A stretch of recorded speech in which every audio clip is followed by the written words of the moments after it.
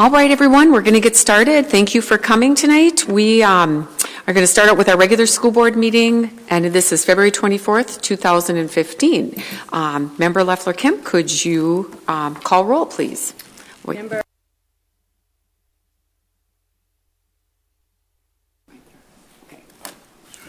Go ahead. Thank you. Member Harla. Here. Member Johnston. Member Murneke. Here. Member Chair Salio-Punko. Here. Member Welty. Here. Member Westholm. Here. Superintendent Grunset. Here. Assistant Superintendent Crawford. Deputy Clerk Bill Hanson. Secretary Melinda Thibault. Student Representatives Goosens and Olafson. Thank you. We have a quorum. All right, will everyone join me and rise for our Pledge of Allegiance? I pledge allegiance to the flag of the United States of America and to the republic for which it stands, one nation, under God, indivisible, with liberty and justice for all. All right, we're going to move on to our first part, so approval of the agenda. Could I have a motion, please? So moved. It's moved by Member Westholm. Is there a second? Second. Seconded by Member Harla. Is there any discussion? Seeing none? Oh, we do have. Okay, let's see. Member Johnston. Thank you, Madam Chair. I'd like to make a motion to amend the agenda by adding the following item to the Education Committee. 1B, information item. Discussion of recent letters by the Denfeld teachers concerning academic placement. Letter from a concerned Denfeld parent about remedial courses.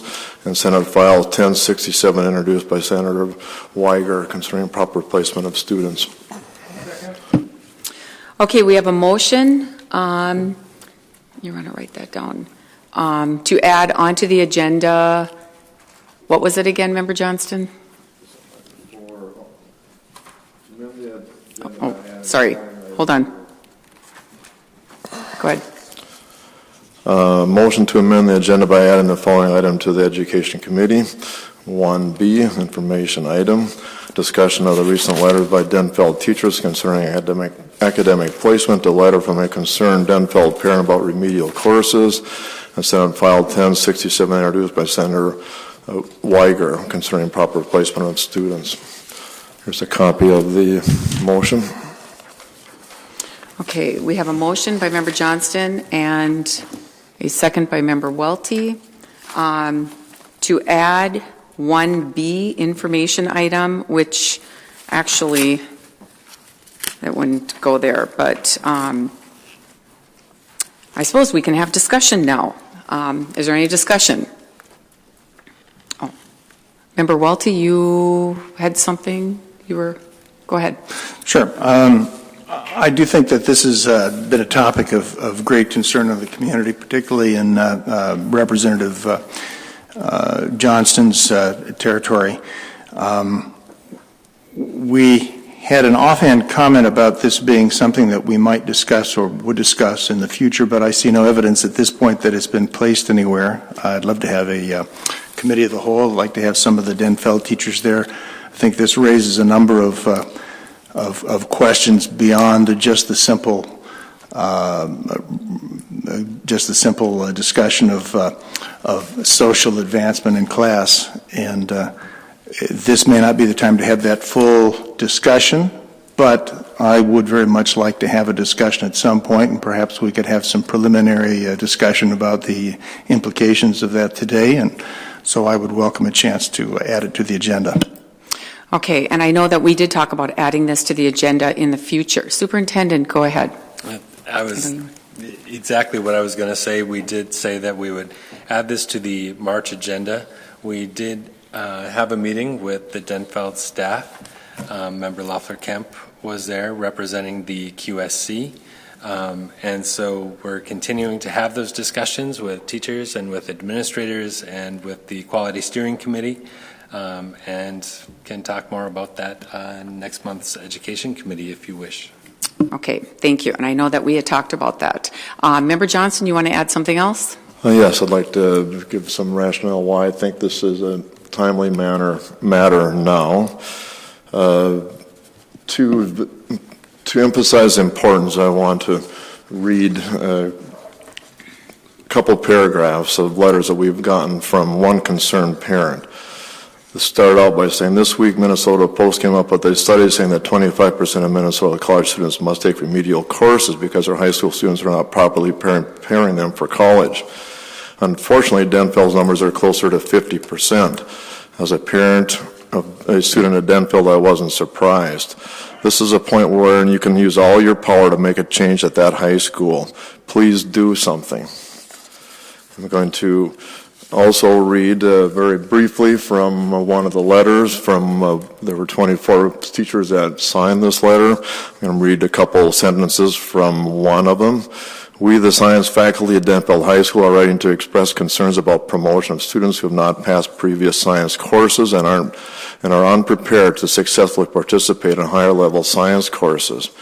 We know we have many students that come to us in 9th grade without passing a class, not just science, but any class, since at least the 6th grade. Many students have passed from kindergarten through 8th grade without attaining the prerequisite skills, knowledge, and work ethic to succeed in a rigorous academic environment and arrive at Denfeld ill-prepared. With the best interests of our students in mind, we are asking that passing physical science be reinstated as a prerequisite for more advanced science courses, that you begin to stand behind the published prerequisites. Further, we hope that the district begins to look seriously at its history of allowing students who have not passed a course to advance to the next course in a sequence at or at the next highest grade level. I also remind you that in the last 6 months we've had 3 columns in the Duluth paper by concerned citizens, extremely well written, extremely high quality people in our community to express similar concerns. That was over a year ago.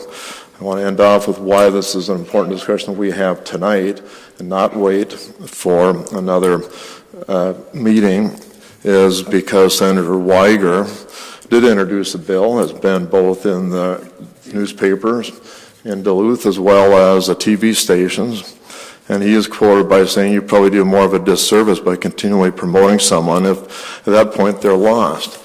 Again, he specifically quoted Duluth in the Duluth News Tribune, which I believe was yesterday, or was it this morning?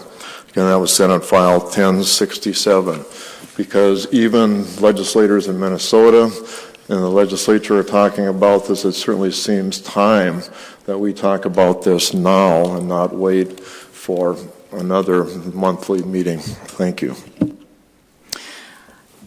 Okay, it appears that we are already having a discussion about this, even though we had spoken about putting this on the March agenda, which would give us more time to really actually examine this issue a little bit more. I think right now is not the time at our board meeting. I don't think that people are prepared to talk about that. I think it would be a good idea to have Member Leffler-Kemp, who is representing the board at our QSC, come forward with some information next month. So I think what we need to do is vote on this. I will allow Member Welty to speak on this. Go ahead. Thank you, Chair Saliga Bunko. We have. You just said that we've spoken of talking about this in March. I would like an assurance.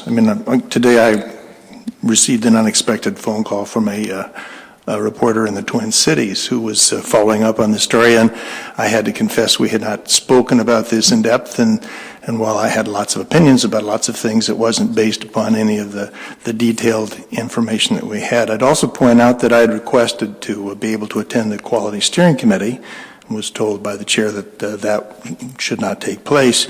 And we do have the Member Leffler-Kemp, who is a member of the committee here, and I would like a report. Perhaps the Quality Steering Committee is not met, but it's nice to know that she's talked with some of the teachers at Denfeld. If she is not able to give us a report tonight about the discussions that she had, I'd very much like to have that as quickly as possible and an assurance that we will do this in March. Yes, and we are planning that. Member Westholm, you would like to weigh in? Yeah, I don't want to add anything to this, but I would like to speak to delaying this. Again, I agree with the people who are saying that we need preparation. I have had 15 years of experience, I think, with this issue of kids passing or not passing and going on to the next course or not. So I think it is something we need to discuss, but I think we need to have some time for preparation. So, thank you, Member Westholm. I think we're ready to, Member Johnston, do you have something else that you need to add to this, or is it just repeating what was already said? And just go ahead. I forgot to mention that I submitted this in the proper method to have an agenda item over a month ago, and this was properly, I asked for this over a month ago. It should have been put on the agenda, and again, it has been refused, and such a timely, important item as this to be repeatedly refused is not acceptable. So I'm asking this board to finally address this issue now.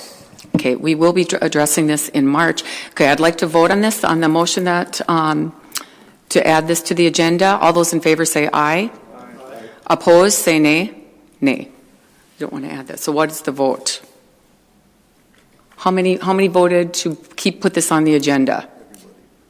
You voted to put this on the agenda for this month, right now, to have the discussion? No, I don't think so. No, I think for next. No, just for now. Okay, I'll say this again. Okay. Member Johnston's motion to add this to the agenda for tonight. All those in favor say aye. Aye. Opposed say nay. Nay. Okay, that fails. Is it? 3-4. Okay. And I'm not sure who all voted in favor of it. Okay. So Member Johnston, Member Murneke, and Member Welty. Okay, so that fails. Okay, we're going to move on to approval of the agenda. All those in favor say aye. Aye. Opposed? Okay, that carries unanimously. Okay, let me get back to reading of the minutes. So the January 20th meeting, can I have a motion to approve? so moved. Moved by Member Westholm, seconded by Member Leffler-Kemp. Is there any discussion on the minutes? Changes, corrections? Seeing none, all those in favor of approving the minutes of January 20th, say aye. Aye. Opposed? No, it carries unanimously. Okay. Next, we are going to have school and community recognition. So I know Assistant Superintendent Crawford, you are in charge of that, right? Okay. Let's see, and I'll need to turn that on, don't I?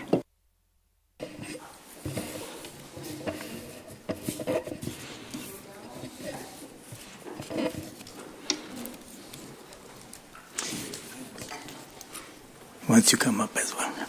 Good evening, members of the board. This month, I'm pleased to present Tim Renier from Duluth East High School for recognition in the area of science. His accomplishments are many.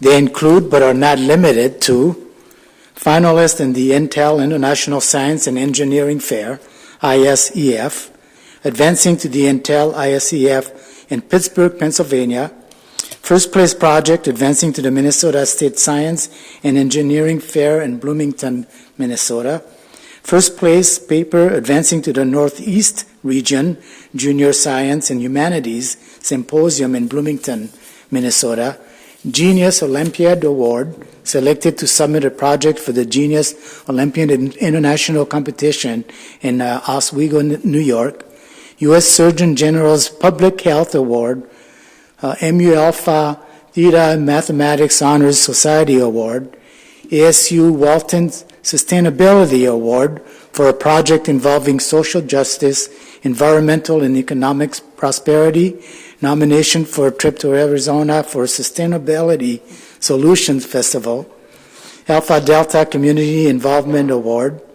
Tim is also a recipient of the Scholar of Distinction Award from the Minnesota Department of Education and the Minnesota Academic Excellence Foundation. The award recognizes exceptional accomplishment, achievement, and performance. It is MD's highest award and denotes that Tim has a substantial body of work in his content area, exceeded the requirement for graduation standards, engaged in a rigorous course of study, and has completed an extraordinarily focused research project. Congratulations to this outstanding and talented young man.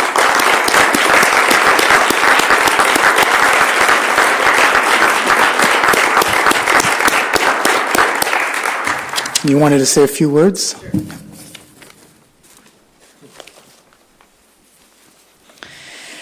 So I just wanted to give you a quick summary, I guess, of what my project was on, probably worthwhile.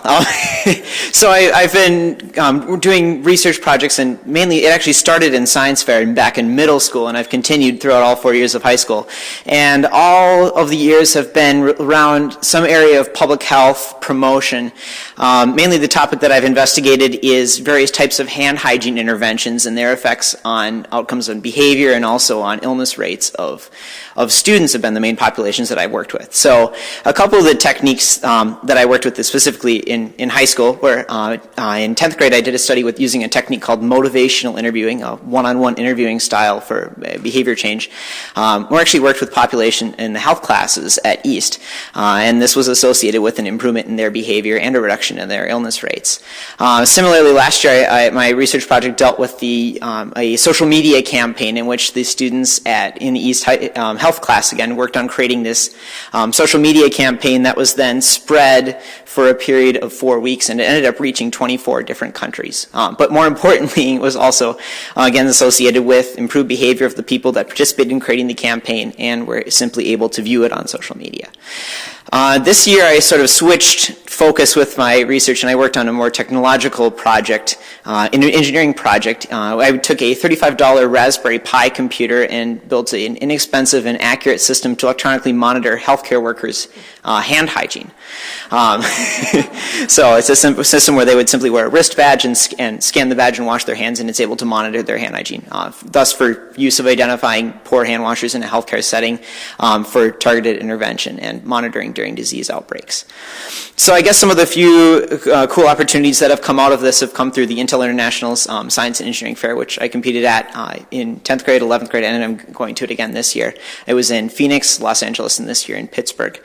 This is probably the coolest of the competitions. It's known as the Olympics of Science, I guess. And actually, with my 10th grade project, I placed second at it, and I have an asteroid named after me as a result of that. So that was kind of a cool science prize.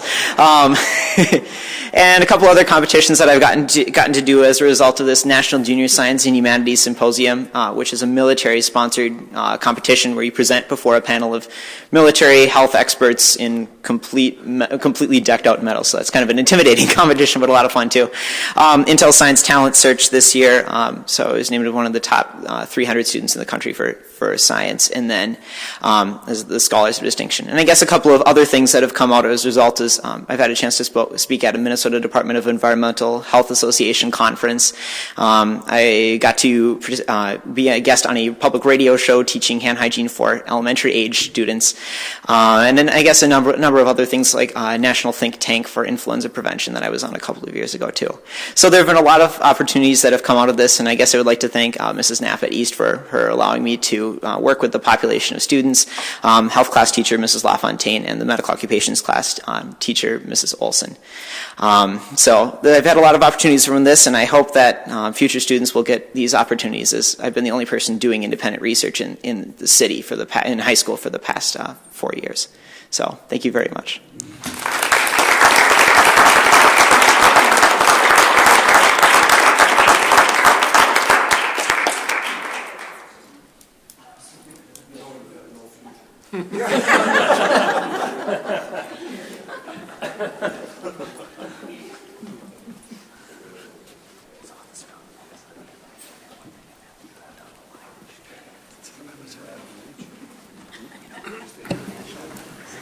That's really neat to see just successful kids. And I'm reminded, just as far as we as a school board, it's all about the students. And just a reminder, as we're moving into community audience, just, board members and the audience, our students and staff do expect us to model respectful behavior. and treat our staff with courtesy, civility. And so I just want a reminder to everyone, we don't want name calling or focusing on one person, and so we want to model respectful behavior because we do expect, we are representing the schools and we expect our kids to behave with courtesy. All right, we're going to move into audience. Oh, Member Leffler-Kemp, that's right. You want to read something for us. Hold on a second. Something new this year, so we're just in our second month. So we just want to remind people, as well as the mission and vision of our school district, which is, again, also on our website. But the purpose of Independent School District 709 is to provide a quality education that prepares all students for successful lives as global citizens in the home, community, and workplace. We will build on our shared beliefs and values of unity, high achievement, and responsible use of resources to create Duluth Public Schools and classrooms that are safe, supportive, and inclusive. We will work to inspire every student to achieve their potential and prepare students to lead productive, fulfilling lives as citizens of Duluth and the wider world. Thank you. Great. Thank you, Member Leffler-Kemp. Okay, we have a speaker, Tim Davis. If you could come up to the microphone. Oh, there he is. Let's see better.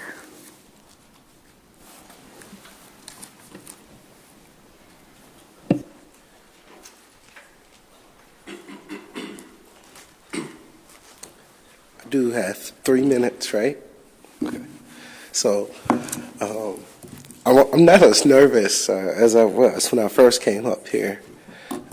So I'm going to speak a little bit. And my ideas are more collected, and I'm seeing I can do this.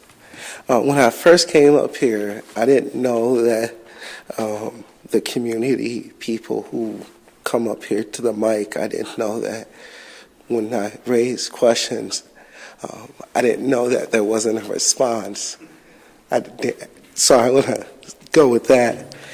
I like to address some issues that I feel that in recent light of the reading of the mission statement, I think the school board has failed our students, and they are failing our students of color. And I think we can all do better in making sure that we get adequate resources so we can see eventual achievement gap. So that's one. Number two, I think it's important that whenever the reading of the mission statement is read, that it gives those of us who are not as educated on ISD's 709 and how it works and how it operates, it gives those of us an opportunity to re-educate ourselves. And I think it's important that the school board and the superintendent, they consider best practices. Practices in terms of resources that will be needed to address the achievement gap, not just in terms of finances, but in terms of staff. And having teachers, black teachers, in the classroom, I think that's important. I think that's a way that we can address the achievement gap.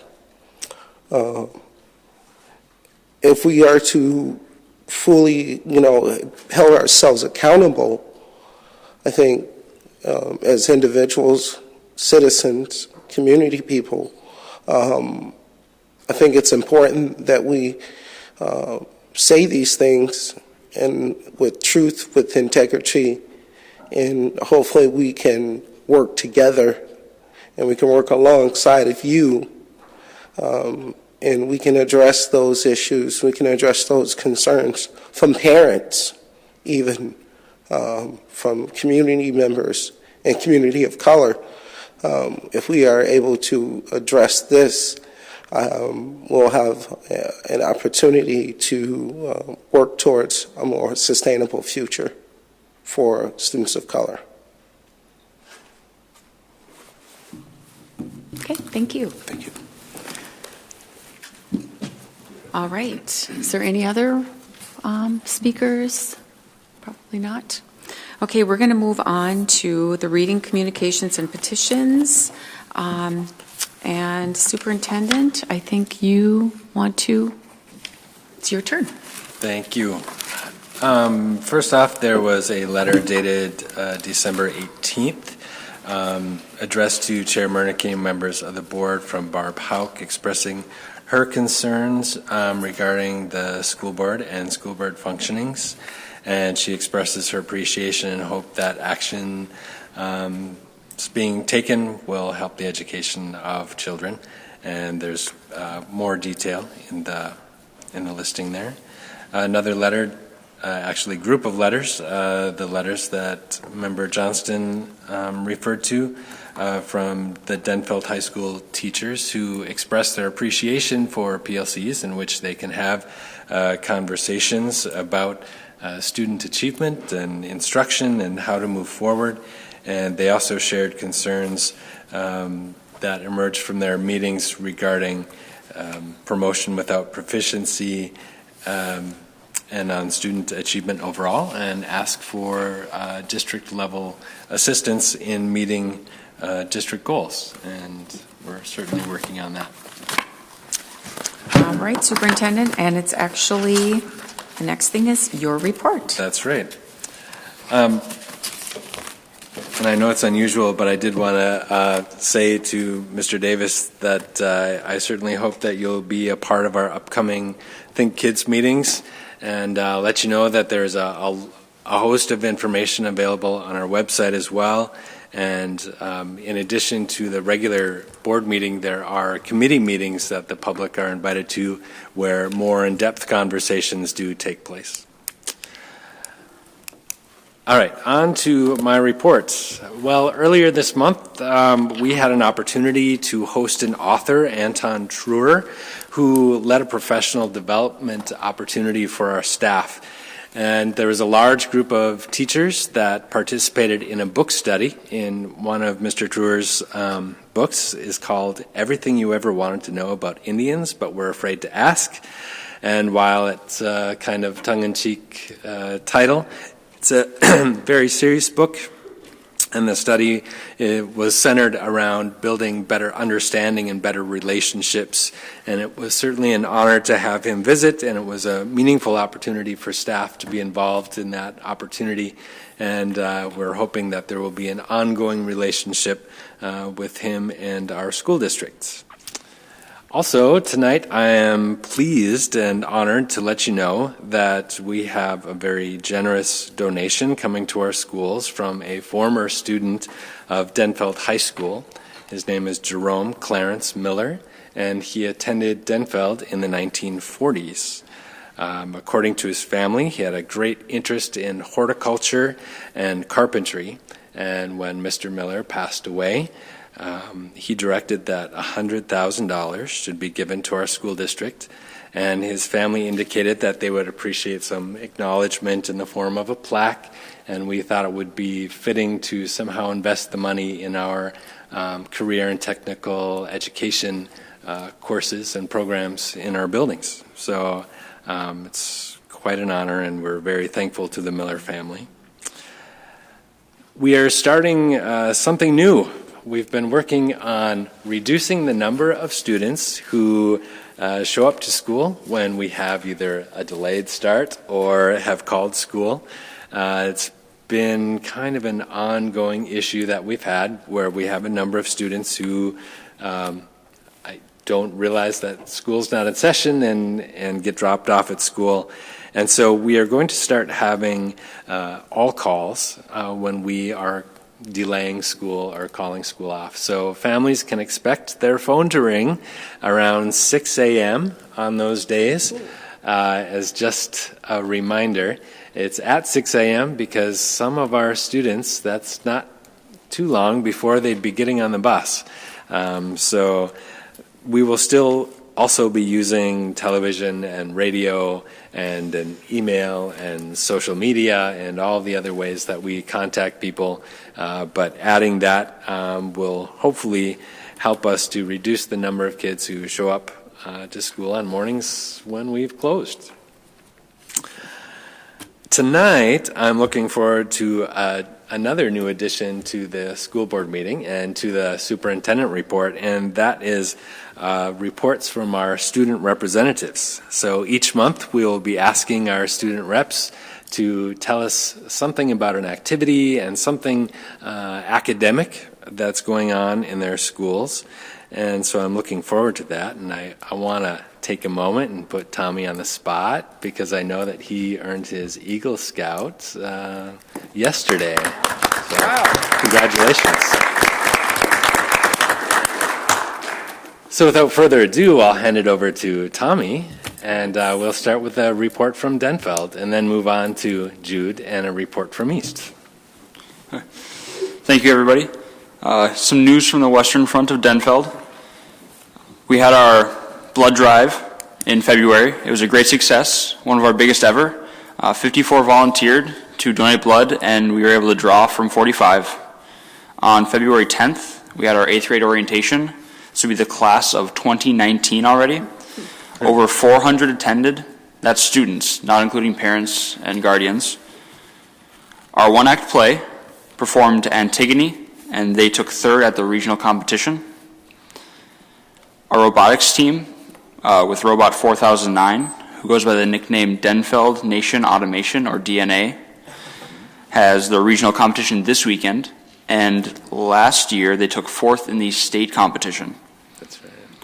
And I want you all to know that romance is still alive and well at Denfeld. We had our sweetheart dance. Our theme was We'll Always Have Paris. Thank you.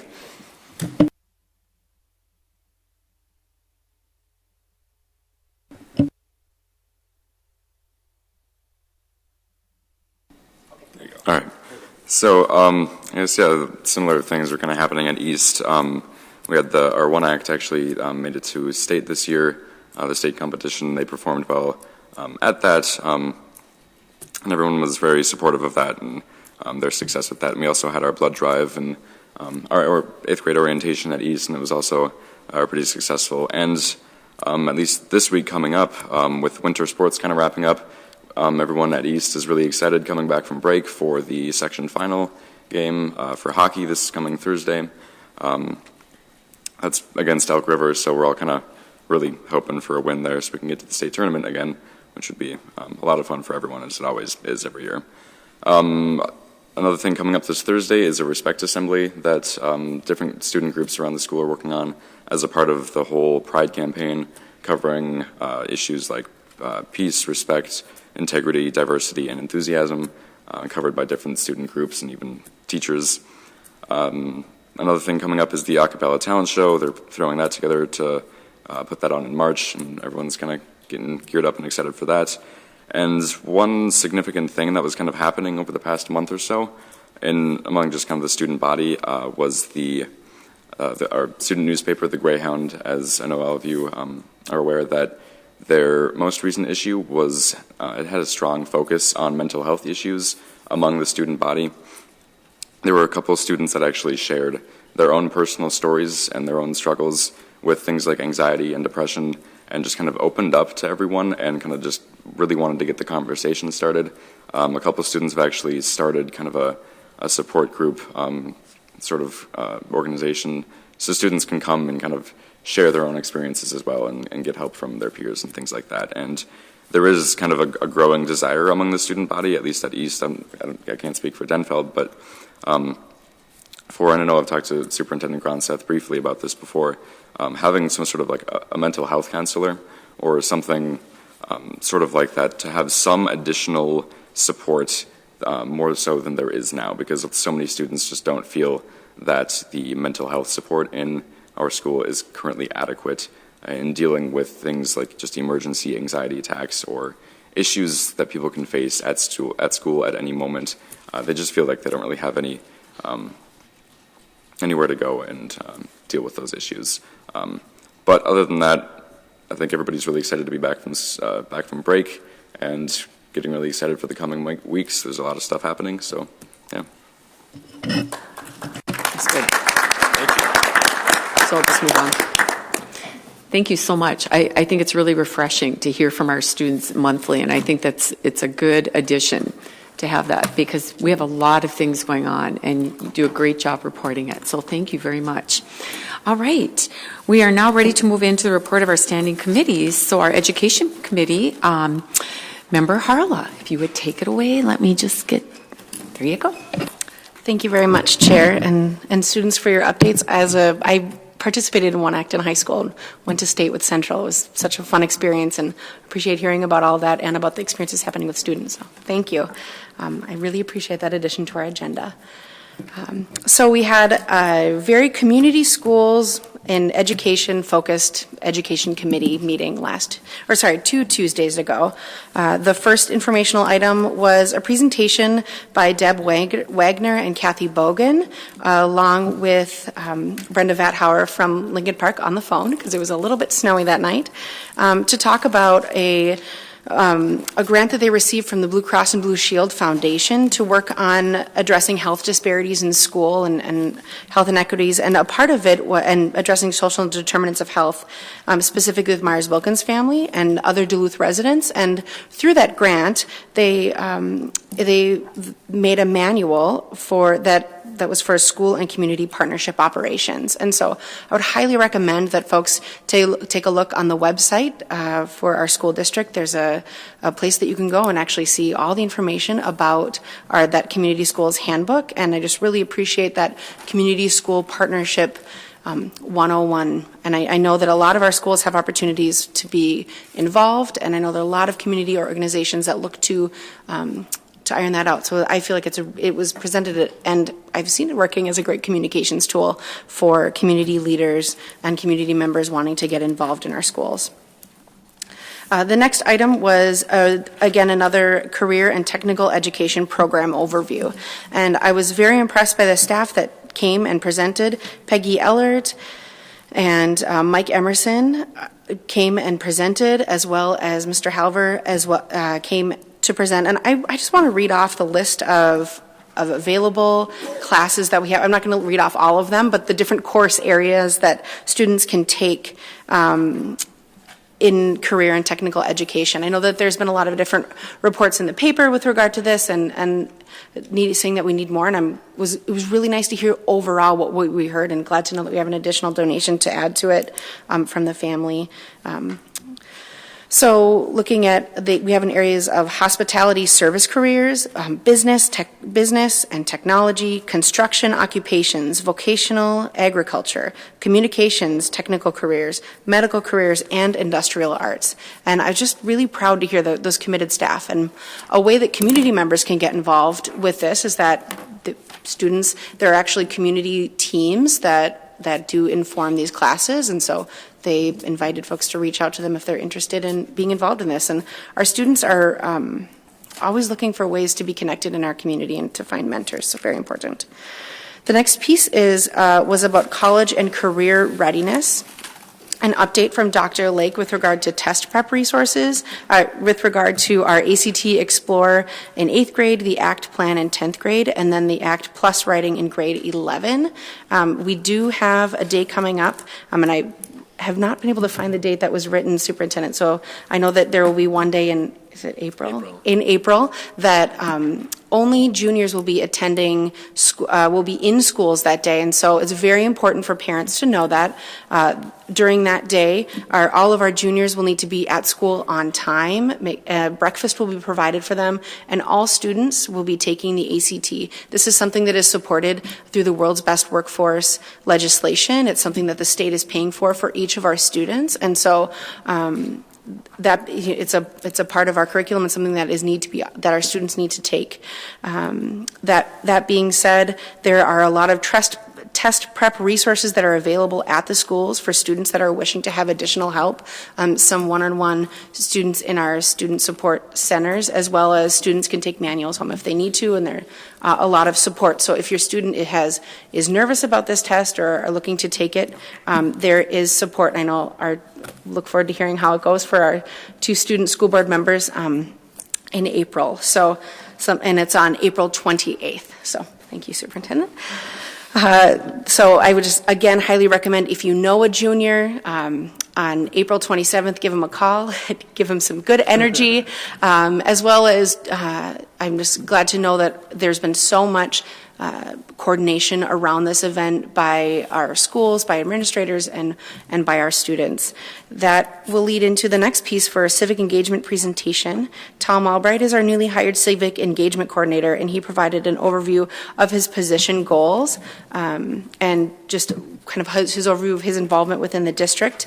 And I just want to highlight that on the day that the ACT is happening, there will be an action day, ACT-ION Action Day, really great, for students that will be working on meaningful community service that day. If students want something to do, they'll be working with the Kiwanis clubs on that. And so he also oversees and works alongside our AmeriCorps programs and and he's continuing to improve needs and opportunities for volunteering within the district, finding and learning from resources throughout the state to support his and understand this growing position. So it was recommended that those items were receive them as informational.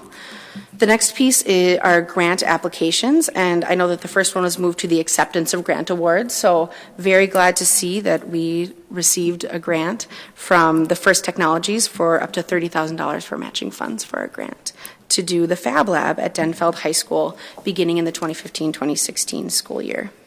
The next, for the grant application, there was an award to the Scott D. Anderson Leadership Foundation for the Duluth Fund of the Duluth Superior Area Community Foundation. This is a very important leadership opportunity that students have, and I've heard of many students throughout the years that take part in this, and opens their, just learning about leadership and character development and involvement in the community is very important, and also just a very important experience for our students. There were no presentation items requiring approval.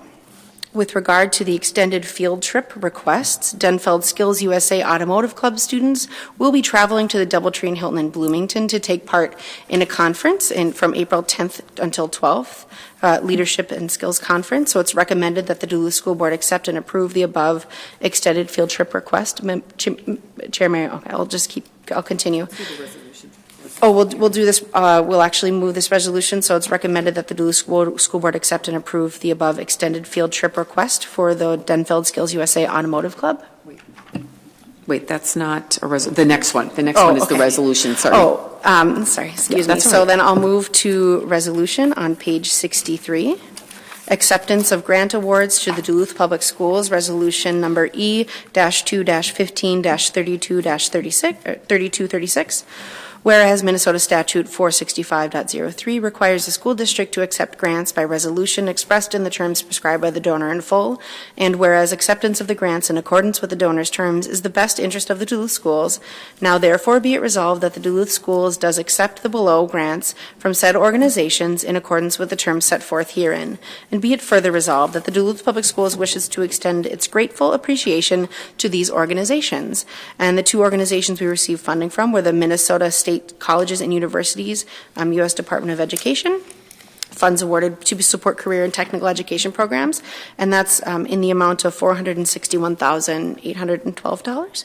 And then First Technologies to support the Fab Lab grant application. So, Chair, I move resolution number E-12-15-3236. Thank you, Member Harla. It's been moved by Member Harla and seconded by Member Murneke. Is there any discussion on this?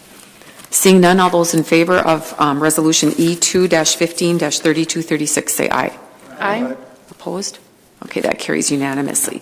Okay, Member Harla, continue. Thank you. The next piece, item D, will be actually moving to next month's agenda. There was a conversation with regard to foreign travel. students going to Dalian, China, but since we didn't have the discussion at the Education Committee this month, members of the board will be moving to the coming month. They were going to be traveling in April to Dalian, China, but it'll be moving to a future date, so we have some more time to talk about that. So I'll move to table item 2D. Is there a second? That's moved by Member Harla, seconded by Member Leffler-Kemp. Is there any discussion? Let's vote on tabling that. All those in favor? Aye. Opposed? Okay, that carries unanimously again. Continue, Member Harla. The next are the following students have completed all high school graduation requirements and should be awarded their diplomas. Kaylee Marie Burnett, Cameron Hunter Brown, Angelo John Hunter, and Brianna Nicole Hansen. It is recommended that the Duluth School Board accept and approve the above diploma requests. And Chair, I move my education report. Okay, that's moved by Member Harla and seconded by Member Murneke. Is there any discussion on any items, board members? Member Welty? Yes, I don't wish to pull anything for discussion. I will note that this was an evening that was very, very long. I can say we did not shortchange any discussions related to the Education Committee. We plowed through. It was probably a good 2 hours. But then we were confronted with a budget meeting to consider our next budget, which took another 2 hours, and tempers got a little bit short. Because this is what we're all about, education, I would encourage us to do our best to make sure we don't put ourselves in a position again to shortchange the educational discussion. And then just as an editorial point, one more reason why perhaps a committee of the whole might be a good thing to have to discuss the issues the teachers recently corresponded with us about. Thank you, Member Welty. Did you? No. Is there any more discussion? Okay, we're going to vote to approve the Education Committee, the remainder of it without the resolution. All those in favor of approval, say aye. Aye. Opposed? Okay, that carries unanimously.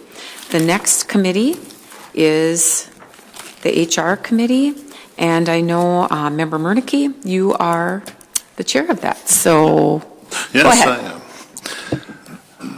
We met 2 weeks ago on Tuesday, February 24th. Staffing report items.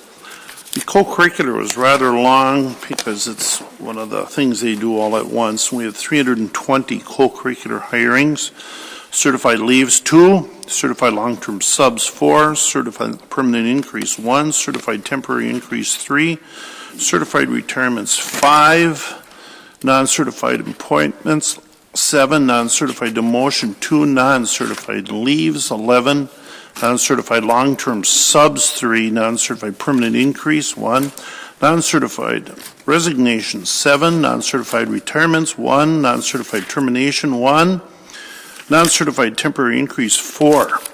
I'll be later offering an amendment that we will not accept the resignations of Mr. Crawford, Ms. Fredrickson, and Mr. LeBlanc. Sorry, you guys.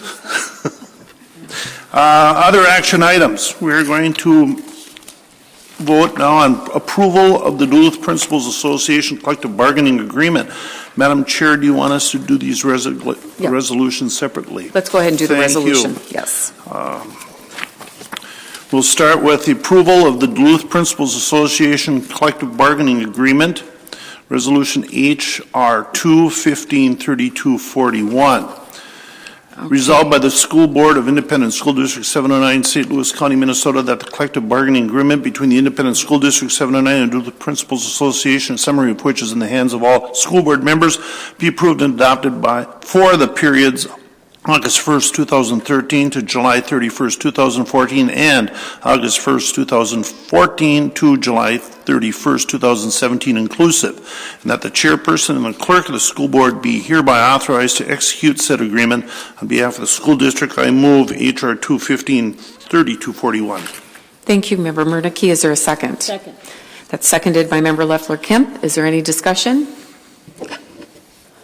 Member Johnston. Thank you, Madam Chair. A couple of questions on the cost summary sheet that was handed out at the meeting. Thanks for handing that out. I think there might be an error. It says the number of hours on staff roster, 954 up in the top left. I don't think that's correct, but I'm just wondering Just wondering what that number should be. Hold on a second. Oops, wrong. Did you want to take this, Mr. Swirsky, or Mr. Hanson? Okay, go ahead. I can't tell which one is which. I believe you're correct, Member Johnston. That number doesn't look right to me either. Normally what we would have on there is an FTE equivalent, probably, which I'm going to look at Mr. Swirsky. I'm going to say 22 or 23 or something like that. But we can certainly get 22. You the...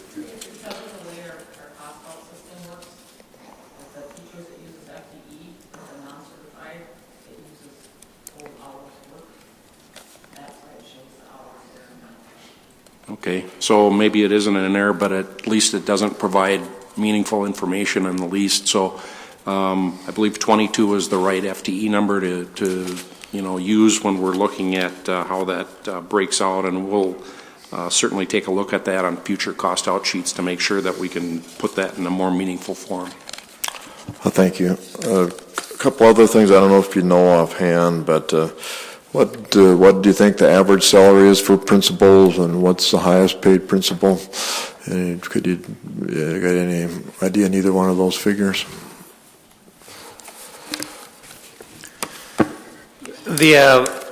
Well, there's a number of steps that they go through depending on their position. So, for instance, in the current year that we're in, the 2014-2015.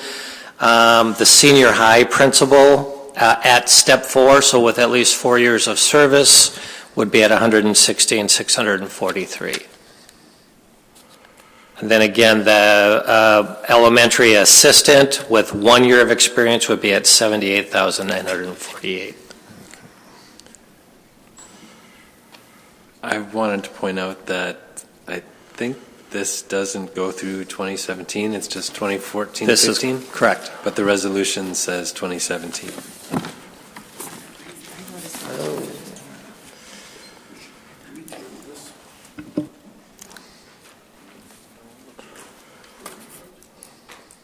Now, here, this. Yeah, the notice on the front cover sheet is correct, but the resolution should be August 2013 to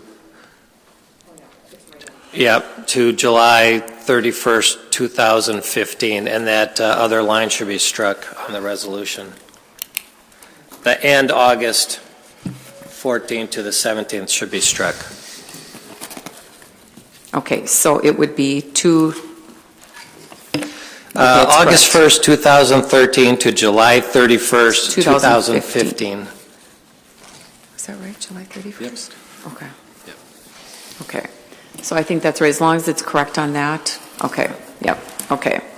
So is there any other questions? Member Johnson, you still have another question? Yes. Okay, continue. Just looking at the thing real quick here, it looks like we have about 22 FTEs. That's a good number. Appreciate you getting that in the future. It looks like the average salary is about $100,000, since we have $2,233,000. So it looks like that's about $100,000, which I figured it was somewhere in that area. I am going to just bring up the fact that we're doing most of these items retroactively. Again, this is the period started way back almost a year and a half ago. Again, I brought this up. I think that we should start getting our salary contracts done before the time is up rather than after. I think that's just a better way to do business, and I would appreciate that being done in the future. Okay, is there any other questions on this? Seeing none, all those in favor of Resolution HR 2-15-3241 with the changes that were made, say aye. Aye. Opposed? Okay, that carries unanimously. Okay, go ahead, Member Murneke. Thank you. Approval of Duluth District-wide Instructional Administrators Association Collective Bargaining Agreement. Resolution HR 2-15-3242. Resolved by the Duluth School Board of Independent School District Number 709, St. Louis County, Minnesota, that the collective bargaining agreement between the Independent School District Number 709 and the Duluth District-wide Instructional Administrators Association, a summary of which is in the hands of all school board members, be approved and adopted for the period August 1st, 2013 to July 31st, 2014, and August 1st, 2014 to July 31st, 2017, inclusive. That the chairperson and the clerk of the school board be hereby authorized to execute said agreement on behalf of the school district. I move H.R. 2-15-3242. Thank you, Member Murneke. Is there a second? Second. Seconded by Member Westholm. Is there any discussion on this? Member Johnston. Yeah, the same thing. Any idea how many FTEs we have on this? This one has hours on, and FTEs is always easier to figure. Right, and in this case, I don't have a good guess for you. I'm thinking it's about 9 or 10, roughly. Okay. Again, I'll just say the same thing again. I think we should be getting these done earlier and just kind of pointing out to everybody that this contract is a 2-year contract and it expires in 5 months. Again, just emphasizing again that I think we should try in the future to get our contracts done sooner, and I'd appreciate that. Member Harla. I just wanted to thank Mr. Hansen for, I know that Mr. Hansen and Mr. Swirsky have been working on getting our contracts set at different times because we were bargaining for them all at once, and so I'm glad that you've been working them out so we're on a schedule that's a little bit more manageable and should be closer to the timeline that Member Johnston has been looking for. But I appreciate you letting us know that every time it comes up, so thank you. Thank you. Member Murneke. Just comment again at negotiations on all levels in many different negotiations, not just public employees but private employees. Takes two to tango, and as much as Ford Motor Company or Independent School District 709 want to get their contracts done, sometimes it doesn't happen. It depends on administration sometimes, it depends on the bargaining unit sometimes. And there are a lot of factors that come into play during negotiations. And I remember in 1980, 150 years ago to some, I remember in 1980, we just about were done with a 2-year contract before we signed our contract. I'm fairly sure it was 1 year and 9 months, but that was a long time before Mr. Swirsky was here. So, yeah, we'd like to see it done, obviously, done in time, done early, but there are a number of factors, and I recognize that. All right. Okay, I'll go on. We're going to vote on this. Oh, sorry. Go ahead, Mr. Swirsky. And I just wanted to remind the board that these are 2 separate contracts in this one resolution. So this first one is for 2 years, and the second one is for 3 years, which would end on July 31st, 2017. Thank you, Mr. Swirsky. Okay, we're going to vote on Resolution HR 2-15-3242 on the Instructional Administrators Association. All those in favor say aye. Aye. Opposed? That carries unanimously. Okay, Member Murneke, go ahead with the pay equity report, implementation report. Blah. Thank you, Madam Chair. The pay equity implementation report, as you see on page 10, compares wages and benefits of ISD 709 of males and females for the state of Minnesota. I had to do this when I was activities director and do it in the realm of activities for females and males. It's a requirement from the state, and we had a discussion on this, and we found that Duluth is in good situation statistically. We are in compliance, and I want to congratulate the administration on keeping us up, watching the Academy Awards and watching the discussion by Ms. Arquette about it's time for women to have equal pay, and I couldn't agree more. And I'm proud of this district. I think we've work to do, but we're working as hard as we can to to make everything equal with the genders. So, Member Murneke, would you move that? I don't think I have to move that. Do we need to, or is that just part of the? That's just part of the education or human resources report. So, all right. D, individual contract with William Hanson, CFO and Executive Director. We went over that. There are no informational items at this time. And for future items, I've requested for our March HR committee meeting that the members sit down and talk about the superintendent review policy and instrument. So I move the Human Resources Committee report. Second. Okay, that's been moved by Member Murneke and seconded by Member Welty. And I have to ask Mr. Swirsky, do we need to do the individual contract separate for Mr. Hanson, or can that be part of the whole? Go ahead. If you're comfortable and nobody wants to pull it out to vote on it separately, you could move the remainder of the agenda as it is stated. Okay, thank you. Hold on a second. Member Johnston, you have a question? I was just going to pull out item 1C. Okay. 1C, 2C. Okay, so we're going to do the whole report, and it was Member Murneke and Member Welty seconding it. Okay, Member Johnston, go ahead.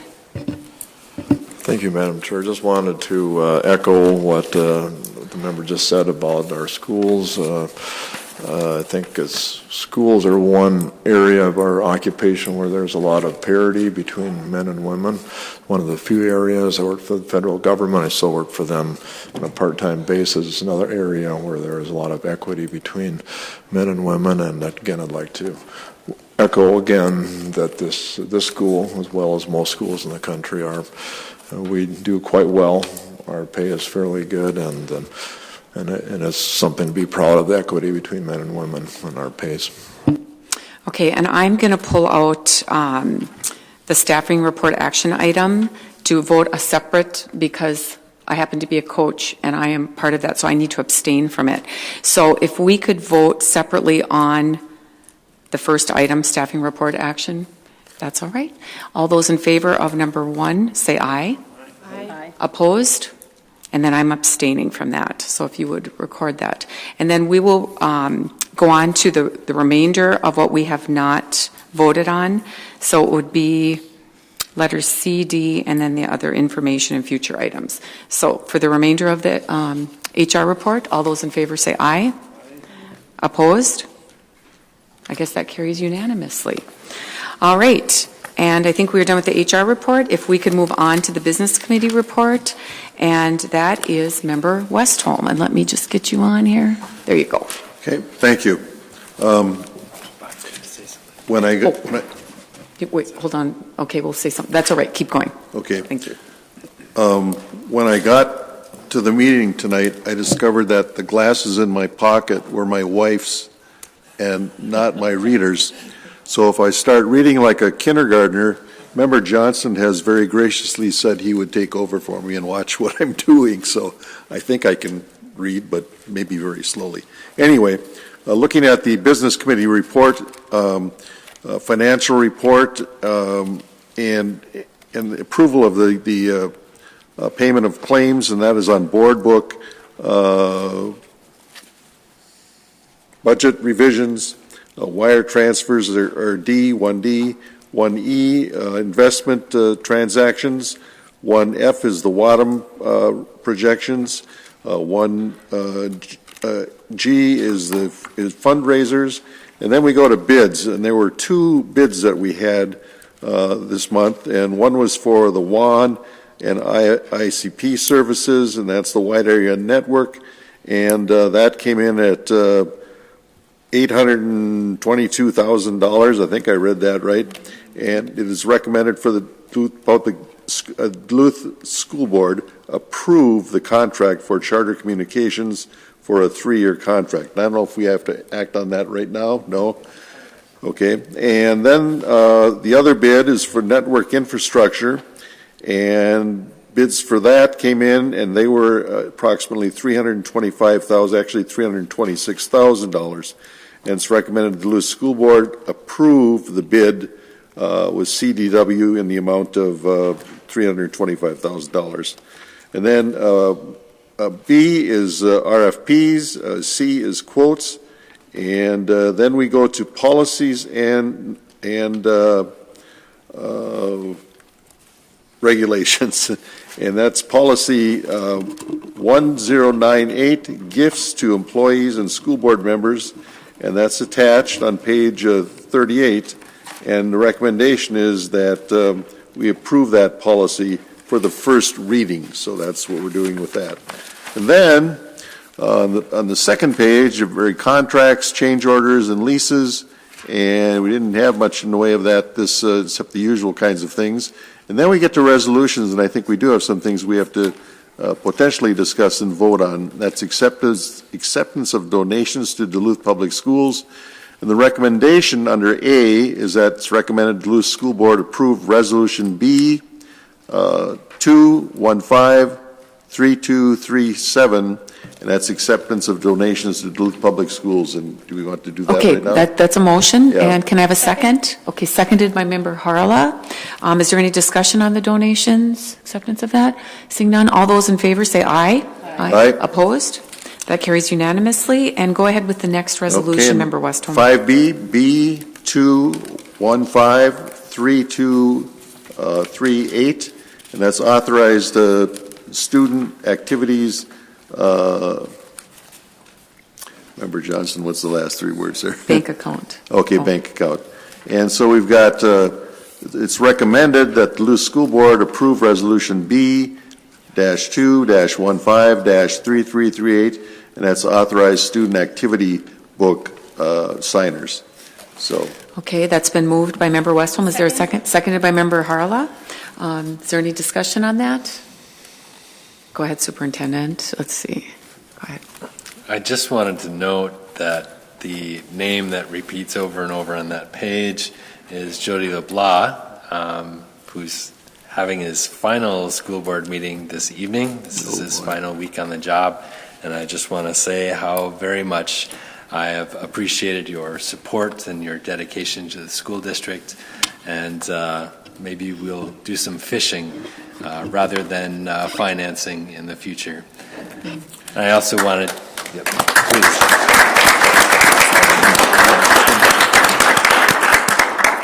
I also wanted to mention that the name that will be going on after that is, oh my gosh, Peggy Blaylock. Thank you. All right. Peggy Blaylock, who's taken that position. So welcome.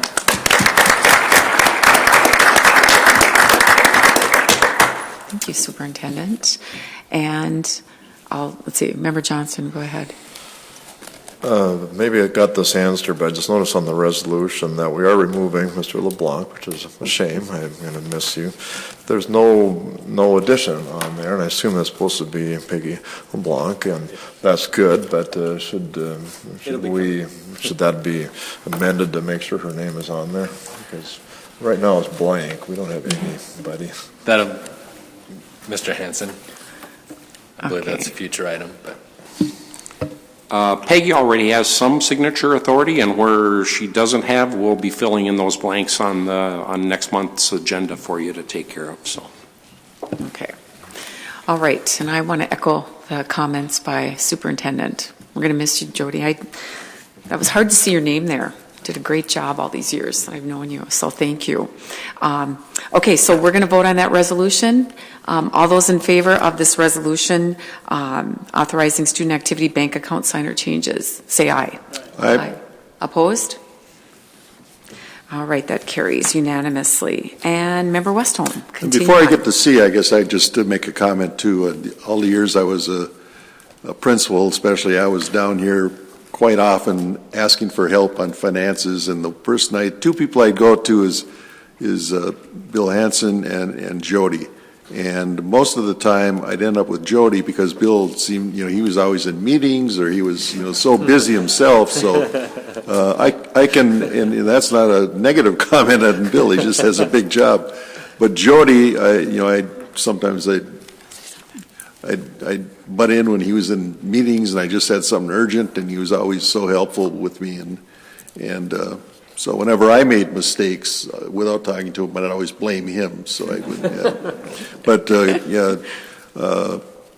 it's sad to see him go, but good luck in your retirement, Jody. Okay, Member Westholm, Member Leffler-Kemp just wanted to say something. Yeah, I also just, as a candidate for school board, I remember having the opportunity to sit down with Jody and just ask lots of questions and get a ton of information to help me be prepared to run for school board. And then when I last year served as the business committee chair, and I just greatly appreciated it as someone coming onto the board, and appreciated always answering questions. And I know that was many other school board members will share that. And so just thank you for your service, and welcome also Peggy aboard.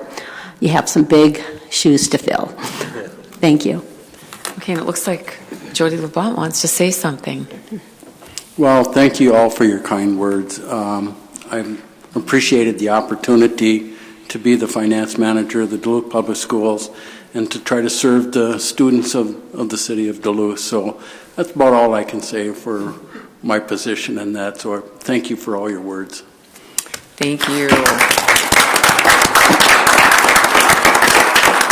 You will be missed. Okay, Member Westholm, you want to continue with the next resolution, Okay, please? I think we're on C, and that's Resolution B-2-15-3239, and that's a resolution of the Duluth School Board of ISD 709 approving official terms of offering for the issuance of general obligation refunding bonds, and the Series 291, I think I'm going to mess that up, 0.5B. And the recommendation is that this resolution, a resolution of the School Board of Independent School District,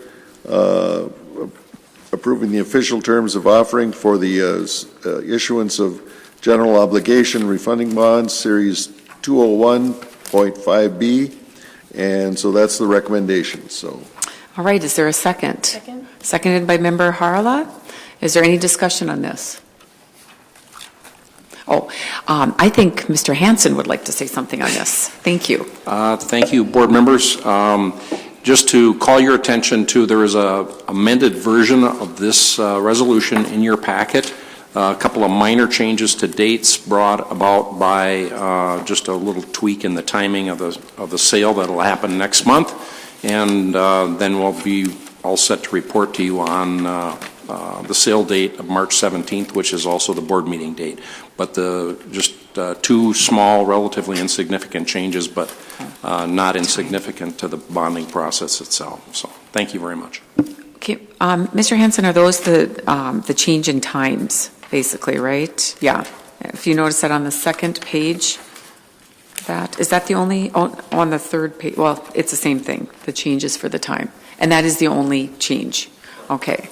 So, Member Harla, you had a question? I think I just wanted to say to Mr. Hansen for appreciation for keeping your head up, for tracking what's coming in the future, that we're not just, that I had the words and I've been thinking about Mr. LeBlanc, and I'm so glad that you're, okay.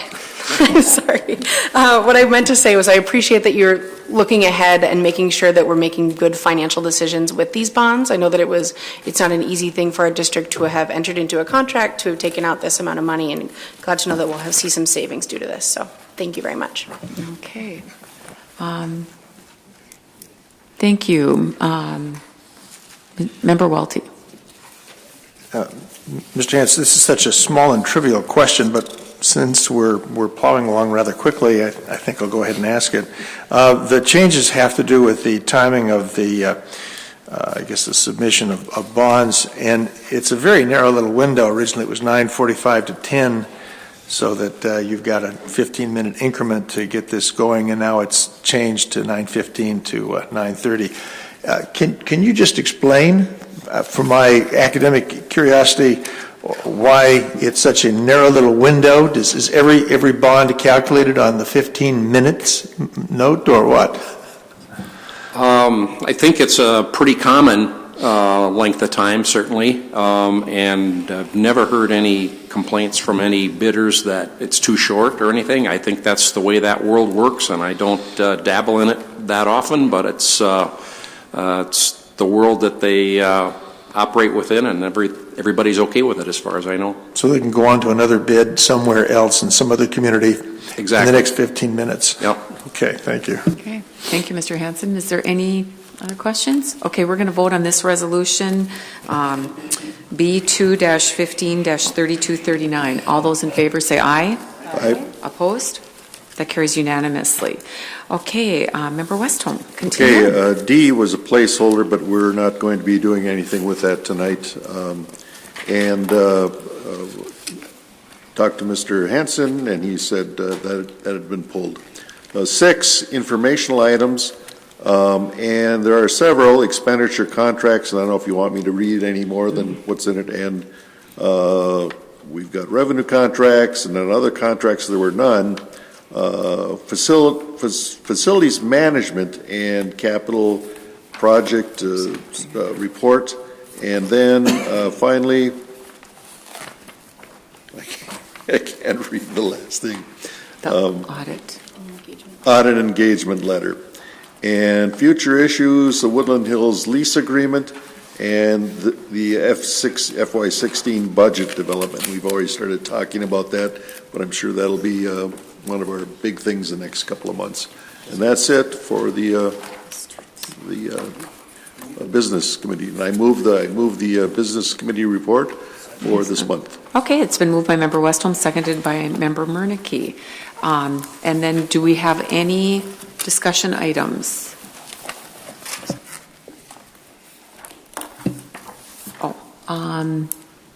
Member Johnston. Yes, I'd like to have discussion on 1B. 1B? B. 1F. I'd like to have a separate vote on item 2. 2 items on that. The whole number 2? Yes. It could be together if you want. And discussion on item 3A and item 6E.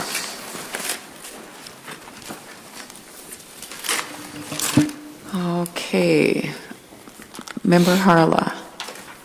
I just had a brief comment about 6A, so if we could. Thank you. And Member Murneke, hold on a sec. Okay. 1A. 1A. Okay, that's it. All right, we'll move on to Member Murneke, 1A. Go ahead. Oh, wait. Okay. Thank you.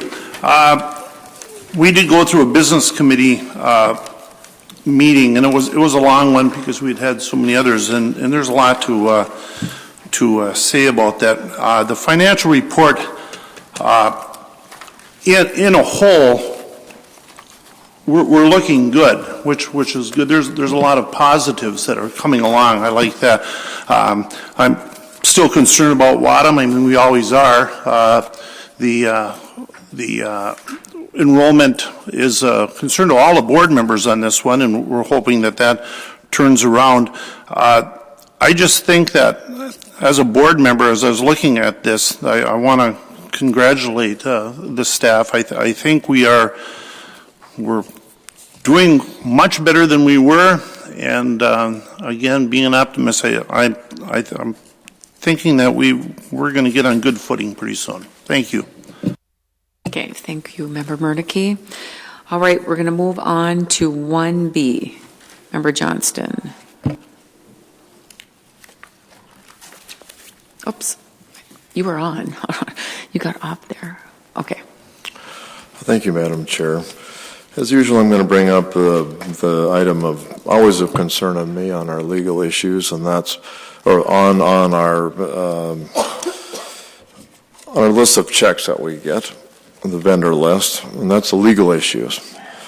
Last year, again, I added everything up again. We've spent $165,000 on legal issues in 1 year. In the last 2 months, we've spent $100,000. That's including the Mary Rice $43,000 thing, which hasn't showed up yet on the vendor list. For Kevin Rupp, the last year, we've spent $124,000. That includes the $43,000 from Mary Rice. For those that don't know, those are the law firms that the school has engaged to try to remove me from the board. This is coming at a major cost to this school district.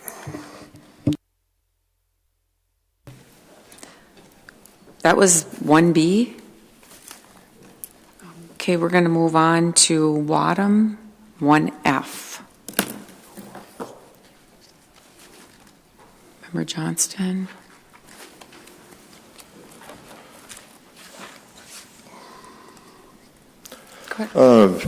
I'm happy to hear again that we have finally had some discussion on the Wadhams.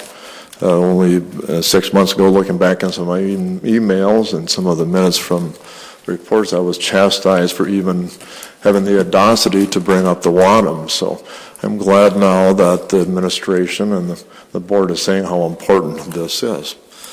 I think that this is very important. This year we've lost 182 students. It appears that if this continues, it's going to be over 200. This is going to be the highest losses we've had in 2 years. We were hoping that last year it was somehow bottoming out. This looks like that's not the case. And again, we're way, way, way below the projections that were given to us when we started the RED plan 7 years ago. Since I've been on the board, we've lost 1,500 students. And the state figures we get money they get from us is about $10,000 per student. A little bit quick math, we've lost $15,000 in revenue since I've been on the board due to loss of students. Since Superintendent Gronseth has been superintendent, we've lost 475 students. I think those are really issues. I think that this is a crisis. And I'm glad that we're finally talking about this crisis. I think we have to look at why this is happening. And I'm going to give a couple theories here. First of all, we look at the Duluth papers. The school has been on the front page, and usually negative terms, for extremely long time. Member Johnson, I just want to ask you, because we've heard this almost every month, and I think just it's really hurting our schools by criticizing. I think this is pretty inappropriate. I don't think we need to hear. I mean, UMD's losing students. A lot of places, there's not as many kids. There's just not as many. So I think, we hear this every month, and I think it's kind of disrespectful to our staff and our schools. So I would appreciate if you just say your piece and then be done. Thank you.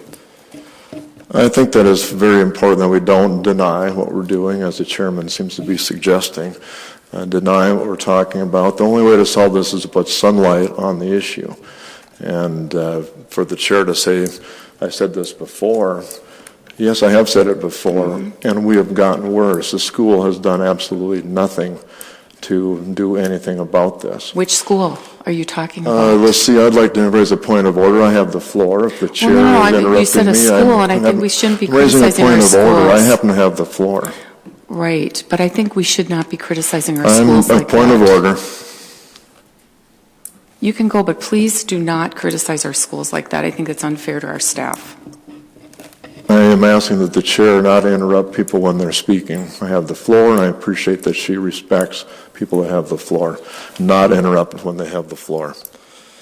And I have a right to speak this, and I will continue saying it because it's critical for our school that we put sunlight on this, not hushing it under the rug, as some people are shaking their heads that they want us to do. I think that we look at the student loss, we look at the achievement gap, we look at the graduation rates, we look at the test scores, the disparity between East and West, and just the newspaper articles. We have lots of school alternatives in Duluth. And what does the paper report on? They don't report on how bad Edison is, or how bad things are, or how dysfunctional their school board is, or Harbor City, or Marshall, or the Christian Academy. We're on the front page of very negative things for a lot. I'm also going to bring up one other issue. Not only are we on the front page of the paper. Well, wait a second. We're talking about Wadhams, right? Of the paper, I'm raising a point of order. Right. That I should probably raise a point of order. We need to stay with Wadham projections. That's the issue right now. I'm raising a point of order that the chair is interrupting me, which is a legal procedure. I'm asking the chair not to do that, so I'd appreciate that people tell the chair to quit interrupting me, because I do have the floor. Let's stick with the subject. I would appreciate the chair doesn't interrupt me when I'm speaking. And things would go a lot faster if we didn't have to argue about you interrupting me all the time. So I would ask the chair, in modeling civil behavior, that she quits interrupting people that are trying to speak. So I will continue speaking.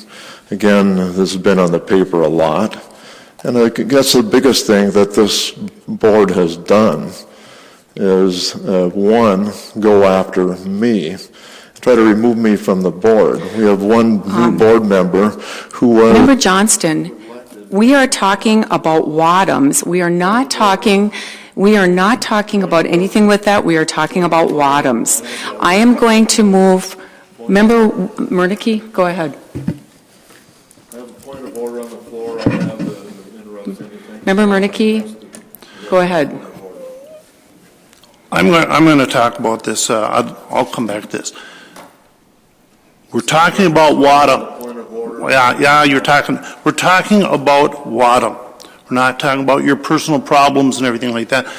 Let's talk about Wadham. I'm more than willing to relinquish my position here if you want to talk about Wadham on the enrollment projections. I don't think the chairperson is wrong when any board member is talking about an issue. You know, I would like to talk about budget revisions. I'd like to talk about the WAN bid, and goes off on some other tangent. We have to stick with what is on the table in front of us. You wanted to talk about Wadham. If you want to talk about Wadham, let's do that. I'll relinquish. Okay, I'm going to move to Member Welty, and we'll come back to you, Member Johnson. Go ahead, Member Welty. Well, actually, then I would like to, if we're going to do that, then I'm going to continue. Okay, All right. For our students, for our student reps, I taught history at one time. A couple of superintendents ago, we had a guy named Dixon. And a different board, the members that are up here, weren't there, and they passed something called the Red Plan. And in it galvanized a number of different people, some in support, some against. And Mr. Dixon, Superintendent Dixon, I'm talking about the Wadham right now. Yeah. Member Dixon, Mr. Dixon. I wasn't talking about Wadham. Yeah, well, I'm giving a history of Wadham. Mr. Dixon. Member Murneke, stay with Wadhams. I will do that. I'm saying this. Superintendent Dixon about Wadham said, I'm getting right to it right now. Superintendent Dixon said, our enrollment will increase. And it didn't happen. It didn't happen. Our enrollment didn't increase. In fact, it went down. And so what this is right now is we have to be reminded monthly, because we read this, we go over this, and the business committee, we look at the Wadham reports, but we are reminded constantly. It's almost like, see, yeah, the prediction of Wadham by another superintendent didn't come about, and we know that. It's a problem. And again, what we need to do is offer solutions, not criticism. What exactly can we do to increase our enrollment? And what can we do to attract more people to come to Duluth Public Schools? And that's what I'm interested in. I'm not interested in saying, I gotcha. I'm not interested in saying, see. I'm interested in saying, what can we do for this district, the district I love dearly? And that's what I'm talking about for the Wadham projections right now, is what can we do to help? Okay, thank you, Member Murneke. Member Welty. Member Johnston, I hope you will forgive my interrupting the floor that has been taken from you, but you and I are powerless, for the most part, to intervene where there is majority. I would just make this observation, and it has nothing to do with the Wadhams, and it is this. Member Johnston was talking about the Wadhams. There was a quick comment about other things, and the members of this board saw fit, including the chairman, to try to stop a conversation that I think would have been over 5 or 10 minutes ago if Member Johnson had been allowed to just make his regular, quite timely, they're timely every month, comments about Wadhams. And all of us, including me, are out of order in interrupting him. That's my parliamentary observation. Superintendent, go ahead. I just wanted to talk about the Wadhams.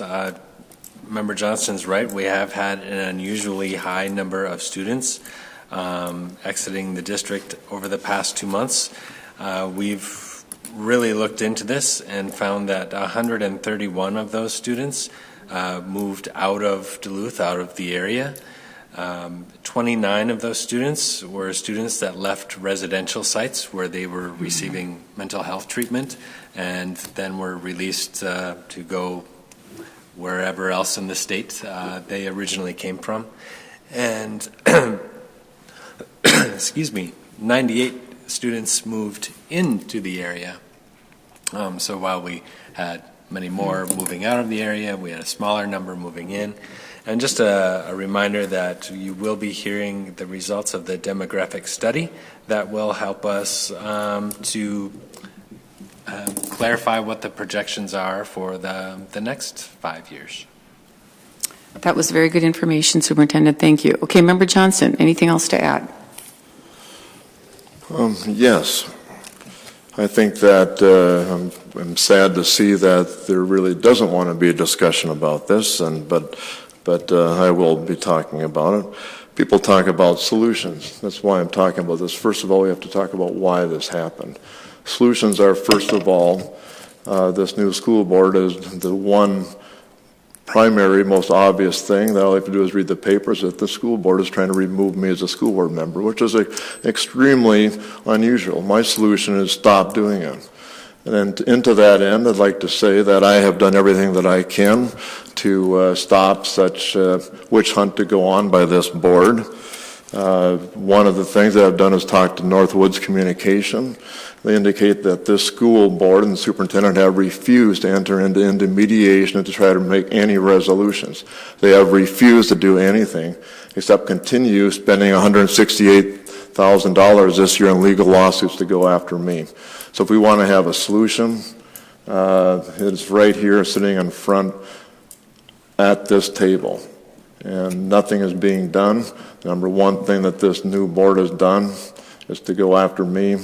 And I would think that's a major reason why we've had a reduction in students, because of all the bad publicity, the embarrassment that this board has caused this community, this school, our students, and our teachers.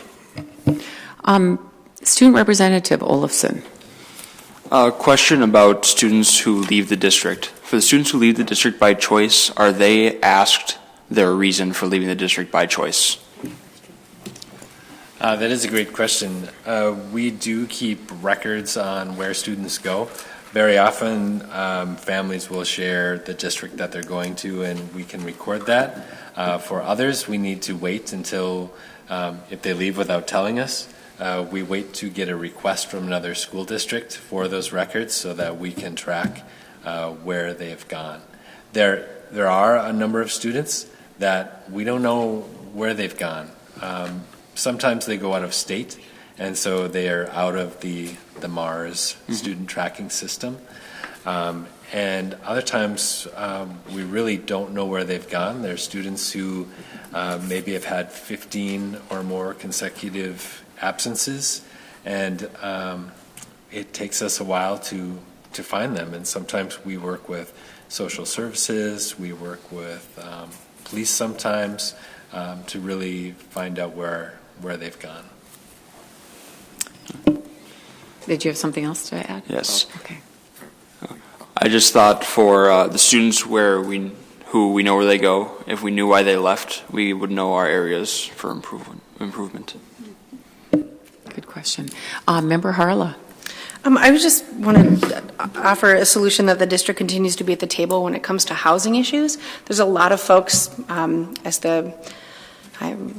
in my 30s, and lots of my friends are having families and having children, and there's not a lot of housing here that is affordable for people that want to work in middle income, middle wage jobs. And so in order to raise a family in a town where an aggregate income can't, you just can't, there's not a lot of housing stock at the moment. It's very hard. I've had numerous conversations with folks saying, I really want to send my kid to X school, I want to send this to this school. They're having a tough time finding housing stock that fits. And so I really encourage our district to continue being at the table with the housing stock solutions. And I know that in selling some of our properties, a conversation is around how we're building housing that's affordable. And I think that middle income housing is important. I had a friend who was looking to build a house recently, and they couldn't build a 1,900 square house anywhere under $300,000 to $400,000 in our community. So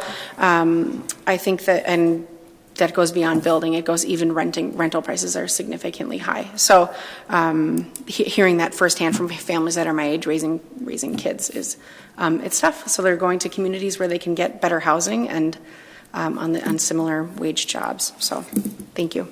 Thank you. Student Representative Goosens. I guess I just have one more question to Mr. Gronseth about the enrollment statistics. Do you know specifically the numbers as to how many students are leaving ISD 7 to 9 to go to alternative schools in Duluth or in the area? We have those numbers, but I don't have them here with me. In the past few months when I've looked at it, it's been around 15 to 20 students for going to various places. So either online school, or they're homeschooling, or they're going PSEO, or any number of places. Okay. Okay. All right, Member Westholm. Yeah, the questions about do we track where these kids who leave go is a good one.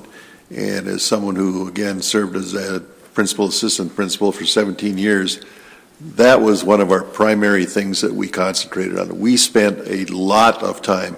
We were calling, if we couldn't get a hold of parents, we would talk to the students before they left, and we would call everybody that we thought we knew of emergency contacts on the cards that kids filled out. I mean, we would check everywhere we could, and we spent a lot of time because we wanted to know where these students were. You know, what was going on, what was happening. You know, had a plant closed, and I was in the western end of town when I was at Denville, and the plant closed, and were we losing some students because of that? But it's a good question, and I think it's one that our district, and I presume our principals are no different than I and others were then.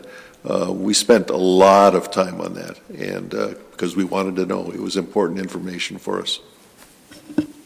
Member Welty. Thank you. Just a quick observation. I think it's very ironic that the numerous complaints that were leveled at our gadfly, Mr. Johnson, about talking about Wadhams, has led to really a sustained good discussion about an issue that we need to focus on. And I think we've been so leery of talking about Wadhams that we've avoided this kind of a conversation. And hopefully we can have something like this at some future, maybe education or business committee meeting. I have another question along the same lines as those that were asked by Mr. Olofsson and Mr. Cousins, and that is, do we have a sense for what extent dropouts might be a significant portion of these, and if that has changed much over the last few years? Go ahead. Yes and no.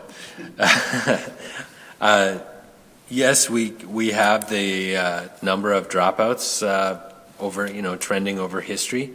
What we don't know is from students who drop out or students who we don't know where they've gone. So it's kind of that unknown. So while we have that number, it's a mix of we don't know where they went, and if they dropped out with their parents signing off that they were dropping out. You wanted to follow up? If Member Johnston would not mind my following up on that. Thank you. Apparently there are three possible tracks. A student might drop out and might not report back. If eventually that student enrolls in another Minnesota school, that data will eventually be reported back to us, so we would find it out. But if it's 6 months or a year later, it may not be very timely information, but ultimately we could figure that out. So we have dropouts that we just lose track of completely, students who would transfer out of state where there's no information about them, and students who would go to another Minnesota school. So those are three possible things. I presume, do we have any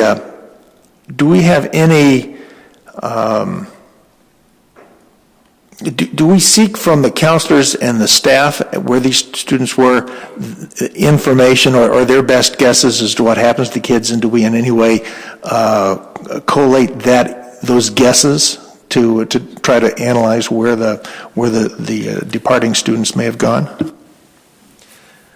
Well, first off, our staff really works very hard to hang on to students and to try to convince them not to leave, to continue to pursue their education. Sometimes we arrange for them to come down to the ALC and to work on some credits and come back next semester, and we'll get you back in. So there is really a lot of effort by principals and teachers and counselors to maintain those relationships with students. We also have staff that follow up on students who have dropped out and try to get them to either get their GED or come back to school or go to ALC and make up some classes. So we do try to track that information. I think that we can do a better job of doing exit interviews. The challenge becomes sometimes we can't find them to do the exit interview in a lot of those cases. Thank you, Superintendent. Okay, Member Johnston. Sure, I want to emphasize again why this is a crisis. Having losing 200 students this year is $2 million. That's a crisis. I want to emphasize again what a solution would be, reminding people that there's two bills down in the state legislature that are being talked about by the legislature. One SF 1093, the other one is SF 539. Both of those are specifically having to do with what's happening in Duluth. So it is not, so the reason for this, not only do the people and parents in Duluth know about this, but the legislature in Minnesota knows about this. And both of those issues are caused by action or inaction by 6 members sitting at this dais. Member Loeffler-Kemp. Yeah, student representatives, I think you will find as you're on the board this year, we all have lots of, as school board members, perspectives on the different items on the agendas, as well as how we serve as school board members. And I guess I see our role as school board members every day, whether we're at the grocery store or at church or out in the schools reading, like I've done a lot this month, is talking to constituents and potential students and families about all the great things that are going on in our school. And we, along with our staff, and I know having kids in school right now, and the role principals and teachers played over the 21 years I've lived here in Duluth has been to help me as a parent and other new parents understand why they should be choosing the Duluth Public Schools. And so I hope you see your role as school board reps as well, is to be helping to educate people about the programs that we have. Come to the education committees in particular, because that's where we learn a lot about the different community collaborations we have. And I, for one, see my role as a school board member is promoting and making sure that potential parents are making informed decisions on what we are doing well here and what we're working on and what the many roles that our staffs play. So just kind of my 2 cents on Wadham and my perspective on it. Thank you. Okay, we're going to move on to the next item. Member Johnson has requested a vote on these bids, bid 1236 and 1237. If we can have a vote on that, all those in favor of those 2 bids say aye. Aye. Opposed? That carries unanimously. We're going to go on to Policy 1098, gifts to employees and school board members, and we did have some changes, and this is the first reading. So, Member Johnston, you had a question about that? Yeah, question and probably a recommendation. Right now, we have decided to remove paragraph B. I have concerns about that, and I'm going to make a motion to amend item 2B by reinserting a violation of this policy occurs when any employee solicits, and then go back to a gift from a student, parent, or other individual or organization of greater than nominal value. In other words, to try to explain this to the group more. Wait, are you saying wait, no, say that again. Sure, I would like to put most of B back. Well, B is partially there, though, Member Johnston. That see where they took part of it and then put it below. If you read it, violation of this policy occurs when any employee solicits, accepts, or receives a gift from a person or entity. That's the beginning part of that. And we just didn't want to not have, students or parents being able to give a teacher something. So it got copied. I don't know if you saw that, if you noticed. That is not my point. My point is that I'm making a motion to add back in point B, a violation of this policy occurs when any employee solicits a gift from a student, parent, or other individual or organization of greater than nominal value. That is my motion. To add that whole in there. There's been a motion. Is there a second? I guess there's not a motion. Okay, so we're just going to, I don't know if you have anything else you wanted to say about that. We'll just go on. We'll move on to letter 6. Yes, my light is on. Oh, I asked you if you wanted to. Go ahead. Yes, my light was on when you asked.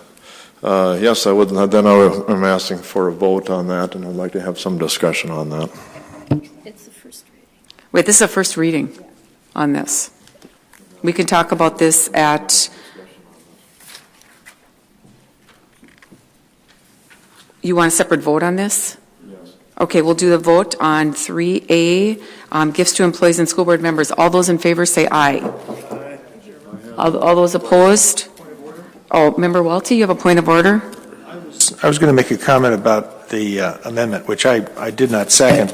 I was going to make the same point that you did, that this was a first reading, and I just would like to make it clear that I'm open to thinking through the change that Member Johnson is concerned about. I'd have to read this whole thing to make sure that the recommendation is necessary.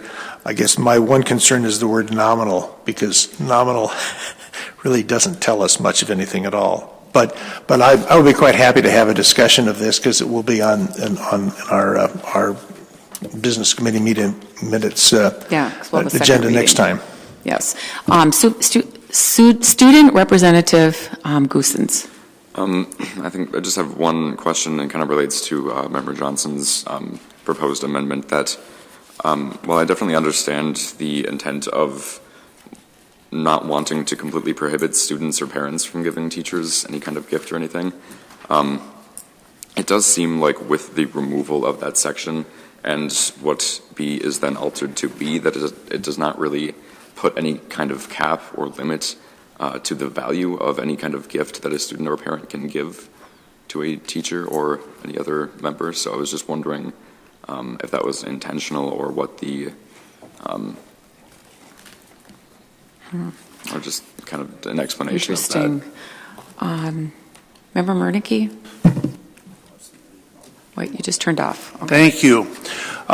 This is a first reading, and what we'll do is bring this back to the business committee, and we'll hammer it out again. We can make changes. I'd like to draw your attention to page 41, our page 41 in the business report. You look down at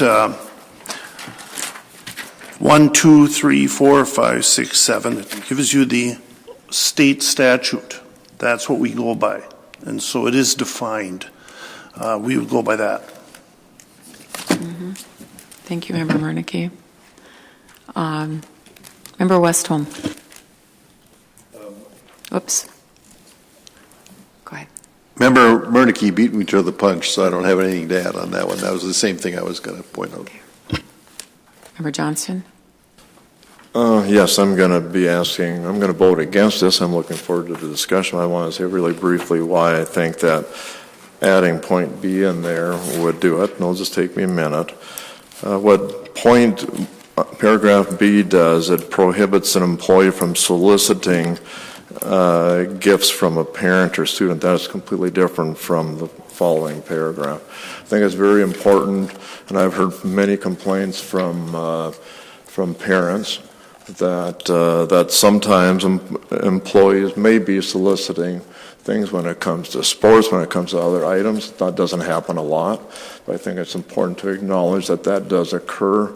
And I agree with the people here. I think gifts are fine. Gifts from students to teachers is an accepted thing as long as it's small, as Mr. Murneke pointed out. But I think soliciting gifts from a student is not okay ever. And so anyway, I'm just saying that, and I will be voting against this, but I'm looking forward to the discussion more thoroughly in the next committee. Okay, we'll vote on this policy 1098. All those in favor say aye. Aye. Opposed? That's 6-1 with Member Johnston voting against it. Okay, we're going to move on to 6A, and that is Member Harla. You had a question about that, right? The expenditure? It's 6E. I thought it was 6A. 6A. Oh, I meant to say. Oh, wait, no, I did. Oh, I did. I'm sorry. Okay. Circled the wrong one. I just wanted to note, excuse me, members, it was wrapped up in our conversation, that one of the contracts that we had was with the NAACP to do with the Office of Education Equity to support MLK holiday events. I know that there was a really great presentation at the deck, and really appreciated the presentation that Assistant Superintendent Crawford gave, and some recognition from the community. One of the recipients of what we're doing with our equity report, and so just really appreciated that event, and that the district continues to be involved in that community celebration, and especially to the comments from Assistant Superintendent Crawford. Thank you. And we'll move to 6E. That was Member Johnston. I thought no, it was me. I'll pass on it. Did I get that wrong? Member Johnston, did you have that? I wrote down. Yeah, no, Mern was 1A. Okay. So was this you, Member Johnston? Yeah. Okay. Go ahead. 6E. Yes, I asked to talk about 6C. I'm a little bit concerned, and I think, and correct me if I'm wrong, that the price of $41,275 seems to be higher than it used to be. Am I misremembering stuff? I remember it being significantly lower than that. Go ahead, Mr. Hanson. Yes, the RFP 296 that was approved back in 2 years ago now in February of 2013 did provide for what I would call nominal increases from year to year. And so, yes, for this next year, it will be higher than what it was, say, a couple of years ago, and a couple of years from now, it'll be slightly higher than what this one is, too. I seem to recall, and again, correct me if I'm wrong, that the price we were paying this firm was somewhere in the $20,000 to $30,000 range per year. And again, am I remembering that wrong? Mr. LeBlanc? I know it's increased some. I don't mind it's a little increase, but if I'm wrong, I certainly apologize. But it seems like I remember it being quite a steep increase. My recollection, and I'd have to go back to the RFP, but I'm almost positive that the RFP that we had 2 years ago, their rates were reduced from their previous rates that we had with them. So we've been around the $38,000 to $42,000 mark for a number of years. So, but I can go back and review the fees that they set for the last 5-6 years, and I'm sure you're going to find them pretty similar. Okay, no, I appreciate that correction. If I'm wrong, that's fine. I can go back and look too, and I think you have to. I'll go back and look, and I'll bring it up later. I'm hoping that you're right, and that'd be good. Okay, Member Murneke, you have a question? Thank you. I want to thank Mr. LeBlanc and Mr. Hanson. I did a little work on this. We're going to talk next March, this coming March, about changing the policy number, and I had it written down. I think it's 2125, but I can't, the audit number, the policy number. But it asks for a state audit, and the state doesn't do audits. They haven't done audits in years. They used to do audits, but they've just passed it on. And what we do is what all the school districts actually do is they contract with a private auditing firm, and what we've been doing is pretty much par for all the districts. The policy number we had was 2 decades old, 20 years old, and it needs changing because again, the state, unless it's a petition audit, the state doesn't do audits, and so. Point of information, we will be discussing this in March and voting a little later on changing that policy. Okay, well, let's see. I think we're done with the business committee meeting, except for all the other parts. All right. You know what? I cannot have people pound on the table to get attention. So. Okay, Member Johnston. Thank you, Madam Chair. Again, I believe that there was an incorrect statement just made, and I'll look this up and certainly give it to the committee, but I believe there's a state law that requires an MDE to do an audit for 25 districts per year. That's a requirement. I'll look that up. Maybe it's changed in the last year, but a year ago when I looked at it, there was an MDE requirement, which I believe was codified in law to require 25 audits of school districts. Again, I'll look that up. I could be, maybe that's been changed, but again, up to a year ago, that was a law. Member Murneke? Be that as it may, asking the state to do a yearly audit is something they're not going to do. Okay, we're going to vote on the remainder of the business committee. All those in favor say aye. Aye. Opposed? That carries 6-1 with Member Johnson voting against. And we do have some special resolutions, board members. And I'm wondering if Member Harala would cover the first one, please. Yep, I will. This is the special resolution commencing with the review of district policies and transition to the Minnesota School Board Association model policies, resolution SP 215-3240. Whereas a major role of responsibility with the school board is reviewing, revising, and adopting and rescinding district number 709 policies, whereas Duluth Public Schools ISD 709 is a subscribed member of the Minnesota School Board Association, which includes MSBA's policy services. All model policies are carefully examined by MSBA's legal counsel to ensure compliance with federal and Minnesota laws. Whereas the MSBA model policies are reviewed and updated annually to reflect any changes by legislation or court decisions, those changes are posted on the MSBA website and subscribing districts are notified.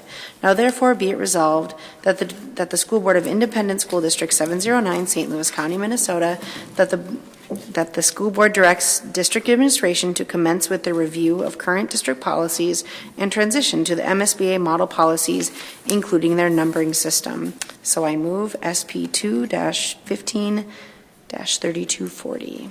Thank you, Member Harla. Is there a second? Second. Seconded by Member Leffler-Kemp. Is there any discussion? Member Johnston. Yes, first the question. I had to leave the business committee meeting early. Was this talked about then? Okay, well, I missed that discussion and wasn't aware of it until I got this. Another question, has there been any reports done by MSBA on our policies? And I'm going to look to Mr. LeBlanc to come to the mic one more time. I believe it was 2006, but I think that you have a better history of that than I do right now. Yes, back in 2008. We have a draft policy manual suggested by MSBA. What we did back in 2008, we did send them our current policy manual at that point in time. They then reviewed our manual and then gave us back a suggested new policy manual. We did receive that on CD, and I think some of the board members may have copies of that draft policy manual. What MSBA wanted us to do at that point in time to finish that process was to review every suggested policy that they had for revisions, give it to the appropriate department to see whether or not we agreed or disagreed with the proposed changes made by them. And that's where the manual has been sitting. So we do have a draft policy manual which will need to be reviewed again to make sure that there wasn't some legislative change in the last year that may have affected one of the proposed policy changes, but yes, we have that. Go ahead. And I can add on to that information and say that we have kept up with the changing that draft policy to reflect the changes in legislation and things that they've changed from year to year, so that when we did get to this point of bringing them to you, we would be have an up-to-date new draft. And I would wish to add that MSBA would work with us on any proposed changes. Yeah. Thank you. Okay, Member Welty. I'd just like to point out that Member Johnson has complained to me in the past that he had requested the MSBA review and was told that it was not done. So this is new information for me, and I'm glad it's done, and I'm looking forward to getting a look at what they recommended to us some years ago, and I'm glad to hear Superintendent say that we've kept up with state law changes to keep what they sent us before up to date. Member Johnston. I have some, not concerns about this, but a little bit of concern on what this says. I think policies are important. The school board, one of our functions, our major function, is to set policy for the school. And that is something that I think it's even codified in law. I was going to bring that law, 123B.09B, where it says what our function is, and one of those is to make policy. I think I've asked, since I've been on the board, for lots of policy changes. Of course, I've been ignored. I think that this is long overdue to be revising our policies. There's a lot of them. We just finally got copies of them here, thanks to Member Welty asking to get the copies of our current policies. They're about 3 inches thick. I think they've been, I'm assuming that they were put on by due diligence of our past board members. I think that they are probably put in there for a reason that reflect Duluth schools. And I certainly have no problem with MSB model policies. I do have a copy of them. And they're certainly good, and I think we certainly should be merging, and I'm glad to see that a process was started at one time. But I do have some problems specifically with this, and I'm going to make an amendment to this resolution. And the amendment would be to, on the last paragraph, after the word administration, add and school board, and then delete the last part of that sentence. In other words, delete and transition to an MSBA model policies, including their numbering system. That would then read, my amendment would then be to read, the last would be, now therefore be it resolved by the School Board of Independent School District 709, St. Louis County, Minnesota, that the school board directs school administration and school board to commence with review of the current district policies, period. Is there a second? Second. Okay, it's been moved to add and school board. Okay. And he's also taking the transition. Oh, you're taking out the transition? You don't want to do their numbering system? Is that what you said? Say it again. I'd like to have some discussion on it. I will read what I'm proposing. Amending this, the last paragraph to read, now therefore be it resolved by the School Board of Independent School District 709, St. Louis County, Minnesota, that the school board directs school administration and school board to commence with review of the current district policies. And since it's seconded, I would like to have a discussion, explain what I'm doing, if we're at that point, Madam Chair. Did you get that, Member Leffler-Kemp? Hold on, just making sure.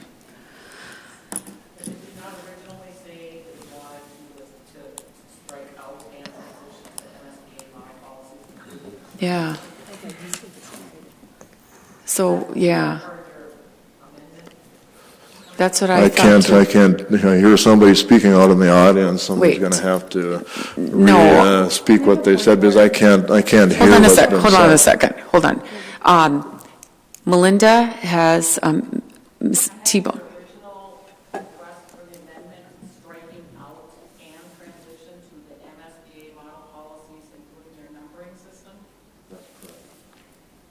So strike that out. So the whole thing would be that the school board directs district administration and school board to commence with the review of current district policies.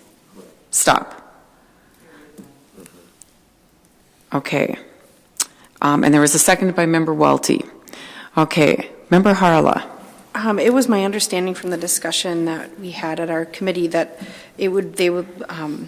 that the process would be that at a chunk at a time, the policies would be brought to our meetings, and the administration does not have the authority to pass or change policies, but what they would do is prepare those policies and have them transition so that we as a board can discuss them to make sure that we're within state statute. So I think that this policy actually stands because this is a part of the conversation that we had, and it's unfortunate all members weren't able to stick around for that. Okay. Member Welty. I think that Member Johnson's suggestion, especially that the school board be a part of this, is well taken, and Member Harla is quite correct. It is the school board that will be determining what the policy is. I think there was a period of 3 or 5 years where the school board really was almost unaware of policy, and the board book stopped being passed out. I don't know that I have no objection to transitioning to the MSBA's model policies numbering system. I think the critical thing is that we do this in bite-sized pieces, section by section, which is what was discussed, and perhaps it's not necessary that we say that the school board review this, because the school board will review this. But I do think that the comments and the amendment is it's good that we have this discussion now that Member Johnston can be a part of it.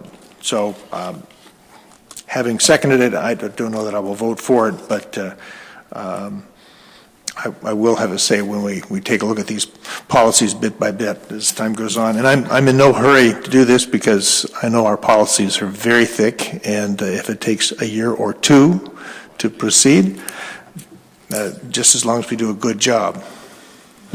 Member Murneke. I think Member Johnston was first. No. Okay. The School Board of Independent District 709. School Board directs the district administration to commence with the review. School Board directs them. So what school boards do? We have administrators who do the work, and school boards don't do the work on that part. The school administration will do it and bring it to us and explain it, and we can say, no, we don't like this. We can say, yeah, this is great. The school board will be the final say. That's how it works. That's how it works. It's the administration is going to go through this, bring it to us, and then we make the decision. Member Johnston. Member Murneke is right, and that is how it works in this district, and that's why I think it's critical to put in school board. School board is not just a token thing to approve something that the administration tells us to approve. We should be there to revise and be sitting at the seat of that revision. That is our role. Again, I've been in many organizations, all organizations revise their bylaws and constitution on a regular basis, an ongoing thing. That's what everybody does. Everybody is part of that, not just the administrators. Amending bylaws and constitutions is a critical function, and the way this is written, we are doing nothing but approving. Mr. Murneke is right, what the administration tells us to do. I think that we as a school board should be sitting at the table and be a full party of those revisions, and that's why it is so important to put in school board because of the past history of this board. Taking out the transition to MSB, I have no problem if we decide to do that. But putting this in here at this point says we're going to do that. I would like to see this happen and transition when we feel it's time to transition, but not make a predetermination that we're going to transition to that right now. I want to make that determination after I see what the recommended changes that we all come up with. Member Harla. I'd just like to reiterate my appreciation that the conversation at the committee was that all of these policies will come to this group and we'll have that discussion. That being said, after doing research as to why the board book hadn't been sent out in the past, it's available online. Anyone can find our policies online, and I know some members appreciate the printed out copies, and so very much appreciation to Mrs. Tallarico for helping us out with that, but it has been available online for board members to access within the transition time from when it wasn't printed out in the past, moving toward a little bit more of a paperless and less of a less of a footprint. Thank you. Member Murneke. The administration will commence with a review of the current district policies in transition. They're not going to come back and tell us what to do. They're not going to. I can't imagine the superintendent come out and say, you got to sign this. What he's going to say is, this is what we came up with. He'll do it in a very friendly manner because I know the superintendent. He'll say, this is what we came up with, and we'll discuss it as a school board. Say, well, I don't like this. Hey, I like this. I don't like this. And we, the school board, will make the final decision. Nobody's going to tell me what to do. I'll make the final decision. Okay, we're going to vote on Resolution SP 2-15-3240. All those in favor say aye. Oh, wait, I'm sorry. No, the amendment. I'm sorry. Thank you. Can remind me. On the amendment that Member Johnston brought in, all those in favor of the amendment say aye. All those opposed say nay. Nay. So that fails 1-6. I think with Member Johnston voting for it. Okay, now we're going to go on to the whole resolution, SP 2-15-3240. All those in favor say aye. Aye. Opposed? Okay, that carries 6-1. And the next resolution, Member Harla, would you read that again? Member Murneke, that's right. Thank you. Thank you. I have the pleasure of being on the Duluth Schools Foundation, and we need to approve the appointment of new board members. So if I may read 215-3243, whereas the Duluth Superior Community Foundation oversees the Public Schools Fund, and whereas the Duluth Public Schools Fund is seeking nominees to serve on their board, therefore the Duluth Public School Board suggests the following names are to serve on the Duluth Public School Fund Board, acted upon at January 20th meeting, Carol Hubert and Joanne Ludela, and suggested in addition to those recommendations, Christy Holler and Lori Carlson. I move SP 215-3243. Second. And seconded by Member Harla. Thank you. Is there any discussion? Seeing none, all those in favor of this resolution SP 2-15-3243, say aye. Aye. Opposed? Okay, that carries unanimously. Okay, board members. What do we have next here? Nothing. Okay. Any questions at all? Member Murneke. I'd like to congratulate Member Harla on her recent engagement. We're all very happy for her. Exciting. That's really great. Thank you. Well, I suppose we should. Okay, and let's see. Member Johnston? Yes, I'm kind of concerned how this meeting went. I'd like to suggest that the chair take some classes in parliamentary procedure. When a point of order is called, it has to be acknowledged. It can't be ignored. Everybody knows that. It's even this board has followed that policy in the past, and I certainly expect that she will start following it in the future. Member Leffler-Kemp? I just wanted to say that Member Harla and I attended the Minnesota School Board Association's officers workshop on Saturday for clerks, vice chairs, and chairs, and with school board members from around the state. And we just thank the district for providing that opportunity for us. And we did learn quite a bit, and we look forward to having productive meetings with the skills that we brought back from that. Thank you. Thank you, Member Leffler-Kemp. All right. Anything else? Seeing nothing else, we are going to adjourn this meeting.